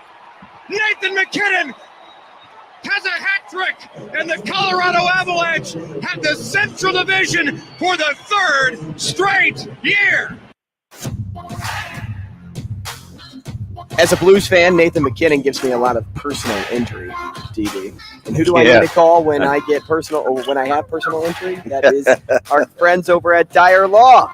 They can provide me a helping hand whenever I need it. 402-393-7529. Dyer, DYER.law. That is trusted professionals for my personal injury claim. I don't know if I'd win that suit, though. I'm not gonna lie. I mean, you are emotionally distressed because of the Blues, but no worse than me for being a Pens fan. How about that? Let's keep talking hockey, man, with our next guest, Kevin Allen, national columnist for Hockey Buzz and Red Wings beat writer at BY Kevin Allen on Twitter. Kevin, is he here with us, Shane? We have lost Kevin. We've lost Kevin. I see on the phone, and then I look up. I'm like, I don't see anybody. Yeah, he's probably like, why is this guy wearing the thick rim glasses? Well, Kevin, it's because I can't see. Or it's because maybe your vision's a little blurred because you were drinking Zipline all morning. Wouldn't that be something? Dear old Nebraska. That's all I need. Hey, Mom, be there in 10 minutes. Sorry, don't mind the Zipline. Dear old Nebraska brew. What about Copper Alt? Yeah, I think she's out. Nope. All right. Okay. Kevin's back. Kevin Allen on the phone. Kevin, good morning. Good morning. Hey, there he is. How are you? Excellent. Good. We were kind of joking earlier in our sports cleanup with early day baseball in Boston and Massachusetts passing gambling. They're not allowing betting on the Boston Marathon. But, man, do the Bruins look like a good fave, although we know history. Only 7 times has a President's Trophy winner hoisted Lord Stanley's Cup. Would they get your money, Kevin, as the fave? Yeah, that's just a great question because I know history too, unfortunately, and recent history even. We've almost forgotten now that before Tampa Bay won back-to-backs, they set a new NHL record of 62 wins, and then the Columbus Blue Jackets swept them in the first round. So I think that's fresh in everybody's mind as well. But I will say this, the Boston Bruins, it wasn't just the numbers, but they just looked like a all-encompassing team. They've got the goaltending, they've got the defense, they're a scoring machine. Their goal differential was unbelievable. So I think they're certainly a legitimate Stanley Cup favorite, and it's going to take a Herculean effort to knock them off. Kevin, why didn't the Bruins organization get the memo after unceremoniously getting rid of a coach at the end of last year? Wasn't met with like rave reviews from everyone. You start with some of your big guns on IR. It was supposed to be maybe they reload because they're Boston, but it certainly wasn't supposed to be record setting. Why didn't they get the memo? Yeah, no, that's a really good question and a good presentation of what happened. I mean, Bruce Cassidy is a very good coach. He's proven that this year. But the Bruins didn't think the message was getting through, and that the team needed a new voice, and so they went with Jim Montgomery, who has done a great job of sort of bringing everyone all together. So I think it was a combination of factors. First of all, they got incredible goaltending early, unbelievable, and I think that sort of remedied the problem they had with guys being out of the lineup. And Allmark has just been fantastic all season, and then people forget that Swayman has been just as good. So they've had it all season long, but I think getting through that period of the first 3 or 4 weeks when Marchand was still out and Bergeron was banged up, and once they got through that, I think from there it was clear sailing. Kevin, you talked about the Bruins having really good goaltending backed by good defensive play, and that's kind of what I always look for too as the playoffs go about, because it seems as if that's the all-encompassing winning formula for a team that ends up going the entire way. So who do you think is set up best when it comes to that thought more? Get the Bruins out of the conversation. Is it the Rangers, the Hurricanes, or the Stars? I would say it's the Stars. Now, saying all that, just because, they've added enough offense now, and Jason Robertson's turned out to be a superstar. But Ottinger is probably, doesn't have the national aura. But I think anybody within the hockey community knows that he is a top flight goaltender. And also their defense is led by Heiskanen. They've got a group there that can really help out a goaltender. So I think they're kind of a sleeper, but I really like them as a team that's kind of got all the elements to it. And then Carolina has the best defense, but their problem is, look, it is going to be a defensive goaltending struggle in the playoffs, but their offense just isn't the same without Svechnikov. And then, they were hoping to get a boost out of Pacioretty, but that never happened because he was injured twice this season. So I think Carolina is actually ripe for being upset even in the first round with their matchup with the Islanders. Relative to how their team plays and is playing, which goaltender is more important to their team, Vasilevsky or Shesterkin? Well, I think right now it's Vasilevsky, because the Tampa Bay Lightning are not the same team that has got to the playoffs. Well, just in general, you look at that defense now, and McDonough is gone, and they just aren't the same team, and they've had to play a little bit differently. They've tried something different. They went out and got Tanner Jeannot at the trade deadline, really overpaid to get him, because they wanted to maybe to change it up a little bit. They're not as skilled as they were before in the blue line, and they're not as offensive as they were, so maybe they're going to play more physical and tougher. But, they've struggled down the stretch. They have just not looked good whatsoever. And so I would say that, they have to have Vasilevsky stand on his head if they're going to make any kind of run. McDavid, Matthews, are they legacy players without a cup? How do either of those teams, the Oilers or the Maple Leafs, end up making a run toward the Stanley Cup, because those are the two teams that always seem to have really strong players, if not the best players in the NHL, and just never do it. Yeah. I think the league has kind of been waiting for Connor McDavid and Draisaitl to get a team around them that can make a run, and this could be it. I mean, they've been very good down the stretch. They ended the season with 9 wins in a row. They're, they made the trade for Ekholm at the trade deadline, and it almost feels like a missing piece acquisition as well. And they found their goalie, and it wasn't the guy they got in the off season. They thought Jack Campbell was going to be the guy, but instead it's been the rookie, Stuart Skinner, who's come in and really played well for them. So sure has. They've got good ingredients there. They've got a motivated group. Bringing in Evander Kane last year really helping. Hyman is added to the team last year. And even Ryan Nugent-Hopkins gets overlooked. Like, he's had an incredible season, 100-point season, and nobody even mentions him.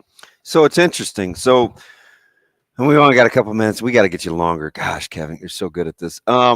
So I was asked a month ago, would I take the Big Five, which were the Bruins? It was the Bruins, Maple Leafs, Avs, Hurricanes, and Lightning. Or the field to win the Stanley Cup. I took the field. I took the field because my pick to win the cup is the Edmonton Oilers. Yeah. Kevin, what would you have done? The Big Five or the field? I would have taken the field. Let's go. Well, first of all, because it's the NHL. In the NHL, this is not the NBA. In the NBA, Yeah, you can take the faves. One of them is going to win. Yeah, always. But in the NHL, we've had teams that were not favored, and we mentioned the President's Trophy and everything that win all the time. And secondly, there are some teams out there that are capable of winning, and led by the Edmonton Oilers outside that Big Five. And it could be the Stars. It could be maybe not the Wild as much, but that's a tough Good series. goaltending. But they're getting good goaltending. Like, I'll take the field. Yeah. Florida Panthers. Yeah, we haven't mentioned the Vegas Golden Knights as well. Yeah, they're winners. They're winners. Yeah, so I mean, there's the field is you get 11 teams. That's pretty good. So I think you made a good bet. Good or bad for hockey that the Kraken are right there in the thick of things. Great. Oh, I think it's good because I think the NHL, I don't know whether it was calculated or they stumbled upon it, but this is the way you should expand. The old days of, giving the expansion teams next to nothing and then letting them sort of limp along for a decade is not the way to do it. And they obviously did that with the Vegas Golden Knights. They gave the Seattle a similar shake as well, and then in their second year, they're competitive, and they've got some interesting players. Their Berners is a really good young forward, and I'm not sure his back and they're going to go very far, but I think it's good that they're making the playoffs.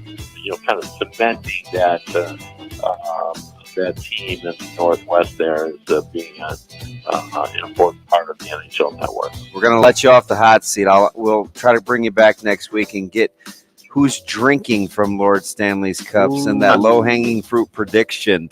But I want to let you get a couple of games under your belt first, Kevin, just out of respect. All right, sounds good. Look forward to it. Call me anytime, guys. Hey, thanks, Kevin. And thank you for joining us on the show today. We'll be back tomorrow for more Coffee and Cream here on Hail Varsity Radio.